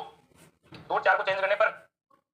जैसे यहाँ तो देखो ऑप्शन बी में यहाँ प्लस है वहां आपको गुणा करना है, और जहां गुणा है वहां आपको प्लस करना है, तो पहले आप इसको सरल करोगे गुणा को, 4 को 2 से गुणा करोगे 8 फिर 6 जोड़ोगे तो 14 आएगा, ये तो नहीं होगा। अब सी एक क्वेश्चन आया था सी, वो भी हम देखते हैं। इसी सबसे पहले उत्तर आया था, तो चार और छह को चेंज करना है तो हमें यहाँ तो 4 करना है, यहाँ 6 करना है, चार और छह को चेंज कर दिया, फिर प्लस और गुणा को भी यहाँ तो यहाँ जाएगा प्लस और यहाँ जाएगा गुणा बराबर 16। तो आप देख रहे हो 6 को 2 से गुणा करोगे 12 और 4 जोड़ोगे तो थोड़ा उत्तर आ रहा है। तो क्या उत्तर हो जाएगा इसका? Option number C. तो उत्तर हो जाएगा ऑप्शन नंबर सी। थोड़ी सा सी आएगा, हाँ बिल्कुल सी आएगा, सी आएगा, सी बता रहे तो सी आएगा बिल्कुल। तो ये छोटा सा टॉपिक था, मैं समझता हूँ कि कोई बहुत ज्यादा इसमें प्रैक्टिस के लिए कितने भी क्वेश्चन कर लिए जाए, बात सारी क्या इसी प्रकार के प्रश्नों की रहेगी जो मैंने आपको कराया, ऐसे ही सारे प्रश्न मिलेंगे आपको एग्जाम में। तो मैंने सब प्रकार के प्रश्न आपको बता दिए कि किस प्रकार आपको प्रश्न करने हैं और ये प्रश्न मैं मानता हूँ आपके लिए बोनस का रहेगा, ये प्रश्न यदि आप करोगे। उसके बाद में देखो नया टॉपिक दे रखा है आपके, तो नया टॉपिक स्टार्ट करने टॉपिक दे रखा है क्यूब एंड क्यूबॉइड। एक टॉपिक दे रखा है क्यूब एंड क्यूबॉइड, घन और घनाभ कि घन और घनाभ में प्रश्न देखो किस प्रकार पूछेगा। इस बार इससे भी एक प्रश्न आया था, तो कहीं ना कहीं किसी न किसी पेपर में हर एक टॉपिक को कवर किया गया है। 4 प्रश्न पूछे जाते हैं रीजनिंग में, टॉपिक दे रखे हैं ज्यादा, तो किसी एग्जाम में किस टॉपिक से प्रश्न लिया गया, किसी एग्जाम में किस टॉपिक से प्रश्न लिया गया, आपको आने चाहिए सारे। आप ये मानकर चलो कि आपके रीजनिंग के चारों क्वेश्चन बिल्कुल राइट होने चाहिए, एक भी क्वेश्चन गलत नहीं होना चाहिए। आप रीजनिंग सिंपल से रीजनिंग आती है, सिंपल सी बातें रहती है, एक बार पढ़ने की आवश्यकता रहती है। एग्जाम में थोड़ी सी प्रैक्टिस करोगे तो चारों क्वेश्चन आपके सही होंगे। और मैथ में आप मिनिमम कम से कम यदि गलत करने की संभावना एक से ज्यादा गलत मैथ में नहीं होती। और स्टैटिक्स के जो प्रश्न आते हैं 2 या 3 वो आपके स्टैटिक्स के बिल्कुल, जब भी मैथ का सिलेबस कर लिया पूरा, कल या परसों तक पूरा होने के बाद स्टैटिक्स करेंगे तो वहां भी आपका क्या ज्यादा संभावना रहेगी, तो आप पूरे 10 में से 1 या 2 क्वेश्चन गलत कर सकते हो। रीजनिंग में आपको कुछ गलत नहीं होना चाहिए। तो ये घन और घनाभ क्या है, यहाँ से देखो किस प्रकार के प्रश्न पूछे जाते हैं कि एक बड़े घन को रंगीन घन में बदल दिया जाए, उसके बाद छोटे घनों में विभक्त किया जाता है। किस प्रकार रंगीन घन काटे जाएंगे, कितने कट लगाए जाते हैं काटने के ऊपर, यदि आपको 64 सेंटीमीटर बुझागा घन 16 सेंटीमीटर बुझाकर छोटे घनों में डिवाइड करना है, टोटल कितने कट लगाओगे आप उसको। चारों तरफ से रंगीन मतलब लाल रंग से रंग दिया गया, आमने सामने की सतह को अलग अलग रंग से रंग दिया गया, सारी सतह को अलग अलग रंग से रंग दिया गया। इस टाइप के प्रश्न आते हैं, तो वो प्रश्न आपको मतलब बताऊंगा किस प्रकार आपको समझने कैसे याद करने। इंटरेस्टिंग टॉपिक है, अच्छा टॉपिक है, समझने वाला टॉपिक है। इसमें जो आप एक तरीका बताऊंगा सिंपल सा, इसमें भी आपको ये सारी बातें आपको एक ही तरीके से सब कुछ समझ में आ जाएगा इस टॉपिक के अंदर। तो हम कल चर्चा करेंगे इसके ऊपर। धन्यवाद, आप पढ़ते रहो। तार्किक वैन आरेख, आज हम बात करते हैं कि तार्किक वैन आरेख में कैसे प्रश्न पूछे जाते हैं और तार्किक वैन आरेख में किस टाइप के प्रश्न बनते हैं, मतलब क्या है इसका। तो आप देखना, मैं वैन आरेख की बात करूं यदि, तो हम संबंधों को क्या है आरेख बनाकर यदि दर्शाए ना तो उसे हम वैन आरेख बोलते हैं। जो भी सामान्यतः कोई भी एक संबंध है, समाज में व्याप्त संबंध है, समाज में कोई भी समाज का संबंध है या कोई भी अदर संबंध है जो आपको वैन आरेख में लिखना हो उसे हम तार्किक वैन आरेख बोलते हैं। फॉर एग्जांपल के तौर पर समझ में नहीं आएगा, जैसे मैं आपको यदि ये बोलूं कि ये राजस्थान है, ये भारत है और ये जयपुर है। अब मैंने यहां लिखा कि भारत, राजस्थान और जयपुर, इनका वेन आरेख क्या हो, भारत, राजस्थान और जयपुर, इसका वेन डायग्राम क्या हो। तो मैंने यहाँ वेन डायग्राम बनाया है कि जगह स्पेस के आधार पर, जगह के आधार पर यदि हम इन्हें वेन आरेख या चित्र के माध्यम से बताएं इन चीजों के संबंध को, भारत, राजस्थान, जयपुर को संबंध को, तो आप बोलोगे इतनी दूर में यदि भारत है तो राजस्थान भारत के अंदर है और जयपुर राजस्थान के अंदर है। सब स्पेस के आधार पर पहले बड़ी चीज है, बाद में छोटी चीज है, उसके बाद और छोटी चीज है, ये तीनों एक दूसरे के अंदर नहीं आएंगे। तो इसका वेन आरेख इस प्रकार, और देखो किस प्रकार वेन आरेख बन सकते हैं, अपने सारे ये समझाओ देखो प्रश्नों के माध्यम से। जैसे दे रखा है एक फॉर एग्जांपल मैंने कहा कि चाय, कॉफी और पेय पदार्थ के संबंध को दर्शाने वाली आकृति का चयन। जैसे टाइप का प्रश्न आता है, आपको दे दिया कि चाय, कॉफी और पेय पदार्थ, इन तीनों शब्दों के संबंध को जो दर्शा रहा है वो वेन आरेख बताइए आप क्या होगा। तब आप ये बोलोगे, सिंपल सा मैं आपको ये बोलूं कि चाय और कॉफी दोनों पेय पदार्थ है, तो आप बोलोगे ये तो सर पेय पदार्थ हो गए।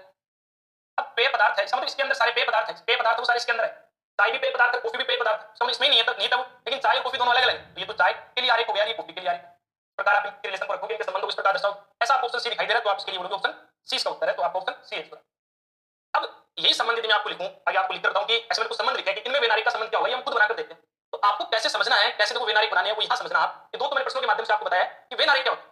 अब आपको मैं बता रहा हूं, जैसे ये दो शब्द लिखे मैंने, और दो शब्दों के बीच, हालांकि एग्जाम में भी आएगा तो 3 शब्दों के बीच आता है आपका संबंध, एग्जाम में पूछेगा, लेकिन यहां से आपको ये बात समझ में आ जाएगी कि संबंधों को वेन आरेख में दर्शाया कैसे जाता है। तो देखना, पहला ऑप्शन है, पहला प्रश्न है औरत और पत्नी। औरत और पत्नी के बीच जो वेन आरेख बनेगा वो कैसे बनेगा। तो यहां मैं आपको ये बोलूं, आप जब भी वेन आरेख बनाओ तो 3 प्रकार के साथ में रिलेशन देखना। एक तो सभी का रिलेशन, एक कुछ का रिलेशन और एक नहीं का रिलेशन। कैसे सभी का रिलेशन, कैसे कि जब भी कोई शब्द हो तो आपको दोनों तरफ से पढ़कर देखना है, क्या औरत पत्नी है, क्या सारी औरत सभी, मतलब क्या सारी औरत पत्नी है। आप बोलोगे नहीं सर सारी औरत तो पत्नी नहीं है, तो फिर आप दोनों साइड से पढ़ना, फिर इधर से पढ़ना, क्या सारी पत्नी औरत है, तब बोलोगे सर हाँ बिल्कुल सारी पत्नी तो औरत होती है। क्या सारी औरत पत्नी है, तब तो आया नहीं आपका जवाब। क्या सारी पत्नी औरत है, तब आपका जवाब आया हाँ बिल्कुल सारी पत्नी औरत। तो दोनों साइड में आप कहीं से भी सभी का रिलेशन आ जाए, इधर से पढ़ने से इधर से पढ़ने से ये सभी का रिलेशन आ जाए, आपका जो वेन डायग्राम है वो ऐसे बनेगा इसके लिए कि यदि सभी का रिलेशन आ रहा है तो वेन डायग्राम इस प्रकार बनेगा। कैसे, सारी औरत पत्नी नहीं है लेकिन सारी पत्नी तो औरत है ना, सारी पत्नी औरत है, इसका मतलब ये तो वेन डायग्राम औरत का हो गया। सारी पत्नी औरत है तो औरत का वेन डायग्राम बड़ा है, तो पत्नी का वेन डायग्राम छोटा होगा क्योंकि सारी पत्नी औरत है, तो ये पत्नी का वेन डायग्राम है, तो पत्नी और औरत का वेन डायग्राम इस प्रकार है। तो दोनों में से कोई भी यदि सभी के साथ है, इधर से बोलने से इधर से बोलने से कहीं भी सभी का रिलेशन आ रहा है तो आपको उसका वेन डायग्राम इस प्रकार बनाना है, तो सभी का वेन डायग्राम इस प्रकार। तो जैसे मैं बोलूं क्या सारे वाहन कार नहीं, लेकिन क्या सारी कार वाहन है, तब आपका जवाब आएगा हाँ उसका वेन डायग्राम बनेगा, उसका वेन डायग्राम बनेगा, सारी ही कार वाहन है, ये तो वाहन है और ये सारी ही कार वाहन है, तब ये आपकी कार है। फिर तीसरा मैं बोलूं क्या सारी फर्नीचर चेयर है, आप बोलोगे नहीं सर सारी फर्नीचर तो चेयर नहीं, लेकिन क्या सारी चेयर फर्नीचर है, तब आपको कराएगा हाँ सारी चेयर फर्नीचर होती है, तब आप इसका वेन डायग्राम बनाओगे, तब इसका वेन डायग्राम ये बनाओगे कि सारी चेयर ही फर्नीचर होती है, तो ये तो फर्नीचर और ये चेयर। फिर आगे है वर्षा और पानी, क्या सारी वर्षा पानी है, क्या सारी वर्षा पानी है, क्या सारी पानी वर्षा है, तो आप बोलोगे नहीं सर सारी वर्षा तो पानी है लेकिन सारा पानी वर्षा नहीं है, इसका मतलब एक साइड से सभी का रिलेशन आ रहा है, तो सारी वर्षा पानी है, तो सारी वर्षा पानी है तब तो ये पानी हो गया और ये वर्षा, तो ये वेन डायग्राम इस प्रकार। समझ में आ रही है बात, इजी लगा होगा आपको बिल्कुल इस तरीके से। फिर आगे है आदमी और पति के बीच आपको पूछ रहा है, तो मैं आपको ये बोलूं क्या सारे आदमी पति होते हैं, आप बोलोगे नहीं सर, लेकिन क्या सारे पति आदमी होते हैं, आपको कराएगा हाँ सारे पति आदमी होते हैं, इसका वेन डायग्राम बनाए, तो इसका वेन डायग्राम भी ऐसे बने, सारे पति आदमी होते हैं तो सर ये तो आदमी है, और ये पति है। फिर कार और बस के लिए पूछे क्या सारी कार बस होती है, आप लोग नहीं। क्या सारी बस कार होती है, आप लोग ये भी नहीं। इसका मतलब नहीं है, दोनों में कोई भी रिलेशन नहीं है सभी के साथ। तो कुछ के साथ, क्या कुछ कार बस होती है, नहीं। क्या कुछ बस कार होती है, ये भी नहीं है। इसका मतलब दोनों के बीच कोई भी रिलेशन नहीं है। कार अलग है, बस अलग है। तो कार अलग है, बस अलग है, तो आप इसका रिलेशन ऐसे पढ़ोगे, ये तो कार है और ये बस है, इनका रिलेशन अलग अलग है, तो इनका बिनारिक भी अलग अलग बनेगा। तो बस और कार का बिनारिक। यहाँ तक की बात आप सबको समझ में आई हुई अच्छे से। इसके बाद में बोलो, देखो इंजीनियर और आदमी। अब इंजीनियर और आदमी में क्या सारे इंजीनियर आदमी होते हैं, आप जवाब आएगा नहीं। क्या सारे आदमी इंजीनियर होते हैं, फिर आप जवाब आएगा नहीं। तो सारे आदमी तो नहीं होते, कुछ आदमी तो इंजीनियर हो सकते हैं, कुछ इंजीनियर तो आदमी हो सकते हैं। इधर से पढ़ोगे, कुछ इंजीनियर तो आदमी हो सकते हैं, कुछ आदमी तो इंजीनियर हो सकते हैं। इसका वेन डायग्राम बनेगा सर, कुछ वाली कंडीशन आ रही है, कुछ वाली कंडीशन आ रही है, तो इसका वेन डायग्राम इस तरीके से बन जाएगा। ये तो इंजीनियर, ये तो इंजीनियर हो गया और ये आदमी हो गया। उसका रिलेशन आ रहा है तो इंजीनियर कार्य हो गया, ये आदमी कार्य। कुछ इंजीनियर आदमी हो सकते हैं, कुछ आदमी इंजीनियर हो सकते हैं। कुछ हो गया, इसका मतलब कुछ इंजीनियर आदमी, कुछ आदमी इंजीनियर। फिर पत्नी और माता। क्या सारी पत्नी माता होती है, आप बोलोगे नहीं। क्या सारी माता पत्नी होती है, आप बोलोगे सर बिल्कुल हाँ। सारी माता हम जो पढ़ रहे हैं, हमारे रिलेशन का मतलब ये है कि सारी माता पत्नी है, तो हम व्यवहार में यही मानते हैं कि सारी माताएं ये माता बनेगी। इसका मतलब पहले वो किसी न किसी की पत्नी बनी, तो शादी के बाद में ये मानते हैं कि शादी के बाद में क्या माता का रिलेशन बनता है। तो सारी माताएं पहले पत्नी बनती है, बाद में माता बनती है। इसका मतलब सभी का रिलेशन आ गया एक साइड से। तो मैंने कहा कि सभी का रिलेशन तो कहीं से भी आ जाए, किसी भी साइड से आ जाए, सारी पत्नी माता होती है। तो ये तो माता और ये सारी माताएं क्या पत्नी होती है, तो सारी माताएं पत्नी है, तब ये तो कहीं से भी आ जाए। वेन डायग्राम इस प्रकार बनाओगे तो ये पत्नी और फिर माता। सारी माताएं क्या पत्नी होती है, सारी माताएं पत्नी होती है पहले। कहीं भी यदि कोल का रिलेशन आ गया ना, सभी का रिलेशन किसी चाहे इधर से पढ़ो चाहे इधर से पढ़ो, दोनों में एक भी जगह आ गया तो आपको वेन डायग्राम ऐसे बनाना है। उसका वेन डायग्राम इस प्रकार है। अब आगे देखना जयपुर और राजस्थान। अब स्पेस जगह के आधार पर मैं ये बोल रहा हूँ कि राजस्थान बड़ा है, जयपुर छोटा है और जयपुर राजस्थान के अंदर ही है, तो जगह के आधार पर ये तो राजस्थान का वेन डायग्राम हो गया और ये जयपुर का वेन डायग्राम हो गया। तो राजस्थान और जयपुर का वेन डायग्राम फिर जयपुर और अजमेर, तो दो अलग अलग जगह है, दोनों अलग अलग जगह। तो ये तो जयपुर का वेन डायग्राम हो गया, ये अजमेर का वेन डायग्राम हो गया, दोनों अलग अलग जगह। तो ये जयपुर और ये अजमेर का वेन डायग्राम। फिर डॉक्टर हॉस्पिटल, तो डॉक्टर कहाँ होते हैं, डॉक्टर ऐसे मत बोलना कि डॉक्टर घर पर भी होते हैं। डॉक्टर का मतलब है डॉक्टर जो भी बना उसका डॉक्टर का कार्य हॉस्पिटल में ही किया जाता है। वैसे मत सोचना कि घर पर भी क्लिनिक होता है, ये चीजें नहीं। अध्यापक की बात है तो अध्यापक स्कूल का रिलेशन आएगा, विद्यार्थी की बात है तो विद्यार्थी को घर पर भी जाता है, लेकिन विद्यार्थी का मतलब क्या स्कूल के अंदर होता है विद्यार्थी। अध्यापक कहाँ होता है, स्कूल के अंदर होता है अध्यापक। तो वैसे ही डॉक्टर, डॉक्टर का मतलब डॉक्टर हॉस्पिटल के अंदर होता है, अंदर होता है, तो इसका मतलब ये तो हॉस्पिटल कार्य और ये हॉस्पिटल के अंदर क्या है डॉक्टर, तो ये डॉक्टर कार्य। जैसे आप अध्यापक बनोगे, अध्यापक बनने का मतलब क्या कि आप स्कूल में जाने के लिए अध्यापक बन रहे हो, घर पर तो अभी भी हो, तो अध्यापक इसका मतलब स्कूल के अंदर आएगा अध्यापक। विद्यार्थी, विद्यार्थी का मतलब जो पढ़ने जा रहा है, पढ़ने जाने का मतलब हम मानते हैं स्कूल में, स्कूल के अंदर आएगा विद्यार्थी। तो ध्यान रखना ऐसे रिलेशन की और ज्यादा एक्स्ट्रा मत सोचना। सेब और आम, अब सेब और आम दो अलग अलग फल है, अलग अलग फल है, इसका मतलब सेब का वेन डायग्राम अलग बनेगा और आम का वेन डायग्राम अलग बनेगा। ये सेब है और ये आम। तो ये जो आप रिलेशन समझ रहे हो, जो मैंने इन प्रश्नों के माध्यम से बताया, इसलिए आपको बताया कि आपको ये बात समझ में आ जाए खुद का रिलेशन क्या है, नहीं का रिलेशन क्या है, सभी का रिलेशन क्या है। जैसे देखो बिल्ली कुत्ता पालतू पशु, ये एक प्रश्न आया एग्जाम में, देखो कैसे सोचना आपको। मैं बोल रहा हूँ इनमें से कौन सा वेन आरेख द्वारा दर्शाया जाएगा। आपके सामने ये 5 ऑप्शन रखे गए हैं, आप इन 5 ऑप्शन का कमेंट करके जवाब दो कि इसका क्या उत्तर है।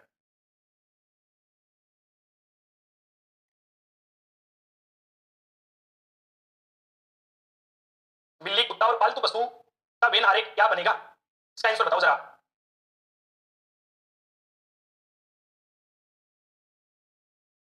सी उत्तर है, उत्तर सी आया। देखना सी उत्तर बता रहे हो। बिल्ली कुत्ता और पालतू पशु के संबंध में कौन सा वेन आरेख दर्शाया जाएगा, तो आप समझना इसमें कौन सा वेन आरेख आएगा बिल्ली कुत्ता और पालतू पशु में। तो देखो आप समझ रहे हो, अभी जो मैंने पढ़ाया वैसे पढ़ना। सारी बिल्ली कुत्ता होती है, यहाँ लिखता हूं मैं, बिल्ली कुत्ता और पालतू पशु। क्या सारी बिल्ली कुत्ता है, आप बोलोगे नहीं। क्या सारे कुत्ते बिल्ली है, आप बोलोगे नहीं। क्या कुछ कुत्ते बिल्ली है, ये भी नहीं है। क्या कुछ बिल्ली कुत्ते हैं, नहीं। इसका मतलब सभी में नो का रिलेशन आ रहा है, तो नो का रिलेशन आ रहा है कि बिल्ली कुत्ता, कोई भी कुत्ता बिल्ली नहीं है, कोई भी बिल्ली कुत्ता नहीं है, कोल का रिलेशन तो है ही नहीं। क्या सारे कुत्ते पालतू है, नहीं सर सारे कुत्ते तो नहीं हो। क्या सारे पालतू कुत्ते हैं, ये भी नहीं, सारे नहीं होते। यहाँ पे सर कुछ होते हैं, कुछ। क्या सारी बिल्ली पालतू होती है, नहीं सर सारे पालतू बिल्ली होते हैं, नहीं कुछ बिल्ली पालतू होती है। सर यहाँ भी कुछ आ रहा है, तो फिर यदि ऑप्शन कर रहे हो आप तो ये ओल वाला कर ही क्यों रहे हो, ओल वाले तो कहीं रिलेशन आया ही नहीं। देखो ओल के अंदर तो कुछ निहित नहीं है, ओल के अंदर इसका तो सी तो उत्तर हो ही नहीं सकता किसी भी प्रकार, डी भी उत्तर नहीं हो सकता, ए भी उत्तर नहीं हो सकता, कैसे होगा। अब नो का रिलेशन भी है, कुछ का रिलेशन भी है, इसमें तो कोई कुछ का रिलेशन है ही नहीं, तो ये भी उत्तर नहीं होगा। तो उत्तर क्या होगा, ये उत्तर होगा, उत्तर ए होगा। तो कैसे होगा, देखो ये तो पालतू है, पालतू पशु, ये आप बोलोगे ये कुत्ता है और ये बिल्ली है। बिल्ली और कुत्ते में तो नो का रिलेशन है कि कोई भी बिल्ली कुत्ता नहीं है, कोई भी कुत्ता बिल्ली नहीं है। कुछ बिल्ली पालतू पशु है, कुछ पालतू बिल्ली हो सकती है, कुछ कुत्ते पालतू हो सकते हैं, कुछ पालतू कुत्ते हो सकते हैं। इसका उत्तर क्या आ जाएगा साथियों, इसका उत्तर ए आ जाएगा। तो कैसे देखो प्रश्न का उत्तर दिया जाने, इस बात को भी समझना आप, कहीं रुक भी जाओ आपको प्रश्न समझ में भी नहीं आया तो प्रश्न का उत्तर कैसे देना, इस बात को भी समझना चाहिए। फिर आगे दे रखा है 4 आरेख दे रखे हैं ABCD, और आप उस आरेख का चयन कीजिए तो निम्न प्रश्नों के अवयवों में सही संबंध को दर्शाता है। कि आपको ये 4 आरेख दे रखे हैं, कुछ साथ में कुछ प्रश्न भी दे रखे हैं, तो आप क्या है इन प्रश्नों के संबंध को दर्शाने वाले आरेख का चयन कीजिए। तो जैसे मेरे को ये आता है, बाकी तो मैं आपसे पूछूंगा कि भारत राजस्थान और जयपुर, तो मैं आपको ये बोल दूं भारत जगह के आधार पर भारत बड़ा है, भारत में राजस्थान है, राजस्थान में जयपुर है। तो मैंने पहला ही प्रश्न आपको बताया था, इसका उत्तर तो मेरे को आता है क्योंकि मैंने पहले बता दिया था आपको, एक नंबर इतना ही मेरे को आता है, मैंने बता दिया। अब मैं आपको पूछ रहा हूं औरत पत्नी और माता, औरत पत्नी और माता, ये देखो आप इसमें क्या आएगा, औरत पत्नी और माता, औरत पत्नी और माता में साथ साथ में यहाँ देख रहे हो आप, औरत पत्नी और माता, और ऑप्शन ये है, आगे मैं बना दूंगा बात साथ साथ में। जो मेरे को आ रहा था वो मैंने कर लिया, अब जो आपको आ रहा है वो आपको करना है। औरत पत्नी और माता का रिलेशन बताओ आप क्या है। औरत पत्नी और माता का रिलेशन क्या आएगा, इन 4 जो ऑप्शन दे रखे हैं उनमें ये आ जाएगा क्या क्या क्या। कुछ औरत पत्नी होती है, कुछ औरत पत्नी होती है, क्या कुछ पत्नी माता होती है, कुछ माता औरत होती है, क्या आपको तो लग रहा होगा ना ऑप्शन ए सही है, उसका रिलेशन आ रहा है सर ऑप्शन ए में, कई ऑप्शन किया भी होगा ना, अभी तक कमेंट नहीं आया। हाँ बिल्कुल एक उत्तर आया अभी, तो देख रहा आप औरत पत्नी और माता, क्या सारी पत्नी औरत होती है? क्या सारी औरत पत्नी होती है? सारी औरत पत्नी होती है तो नहीं, लेकिन क्या सारी पत्नी औरत होती है? हाँ बिल्कुल सर, सभी का रिलेशन आ गया इन दोनों, सारी पत्नी औरत। फिर आगे देखिए, क्या सारी पत्नी माता होती है? नहीं सर। क्या सारी माता पत्नी होती है? ये तो होती है सर, सारी माता तो पत्नी होती है, ऐसे सभी का रिलेशन आ गया। सारी माता तो पत्नी होती है, माता तभी तो बनेगी जब पहले किसी की पत्नी बनी है, बाद में तो माता बनेगी। सारी माता तो पत्नी होती है। क्या सारी माता औरत होती है? इन दोनों में सभी का रिलेशन, इन दोनों में सभी का रिलेशन, इन दोनों में भी सभी का रिलेशन। सारी माताएं औरत होती है, तीनों में ही जब उनका रिलेशन आ रहा है तो आप इसका वेन डायग्राम बनाओगे, किस तरीके से बनाओगे वेन डायग्राम? तो वेन डायग्राम बनाने के बाद देखना कि सारी औरत पत्नी है, आप बोलो सारी औरत पत्नी है सर, सारी औरत पत्नी है, सारी माताएं भी औरत है, सारी माता पत्नी भी है। मैं ये औरत के लिए वेन डायग्राम बना दूं, सारी पत्नी औरत है, सारी माता भी औरत है। और दूसरा वेन डायग्राम में ये बना दूं, ये पत्नी के लिए है, उस सारी माताएं पत्नी होती है। इसका वेन डायग्राम इस प्रकार बन जाएगा साथियों, पत्नी औरत और माता के बीच का, हाँ बिल्कुल सही है आपका उत्तर। फिर पायलट हवाई जहाज और बादल, तो मैं आपको ये बोलूं इसमें क्या रिलेशन आएगा? पायलट हवाई जहाज और बादल, तो आप ये बोलोगे सर इसका उत्तर तो ये हो गया, जो भी ऑप्शन है पायलट हवाई जहाज और बादल, तो बादल में हवाई जहाज होता है, हवाई जहाज में पायलट होता है, इसका भी वेन डायग्राम बनेगा तब यही बनेगा कि बादल, बादल में क्या होता है? हवाई जहाज, और हवाई जहाज में क्या होता है? पायलट।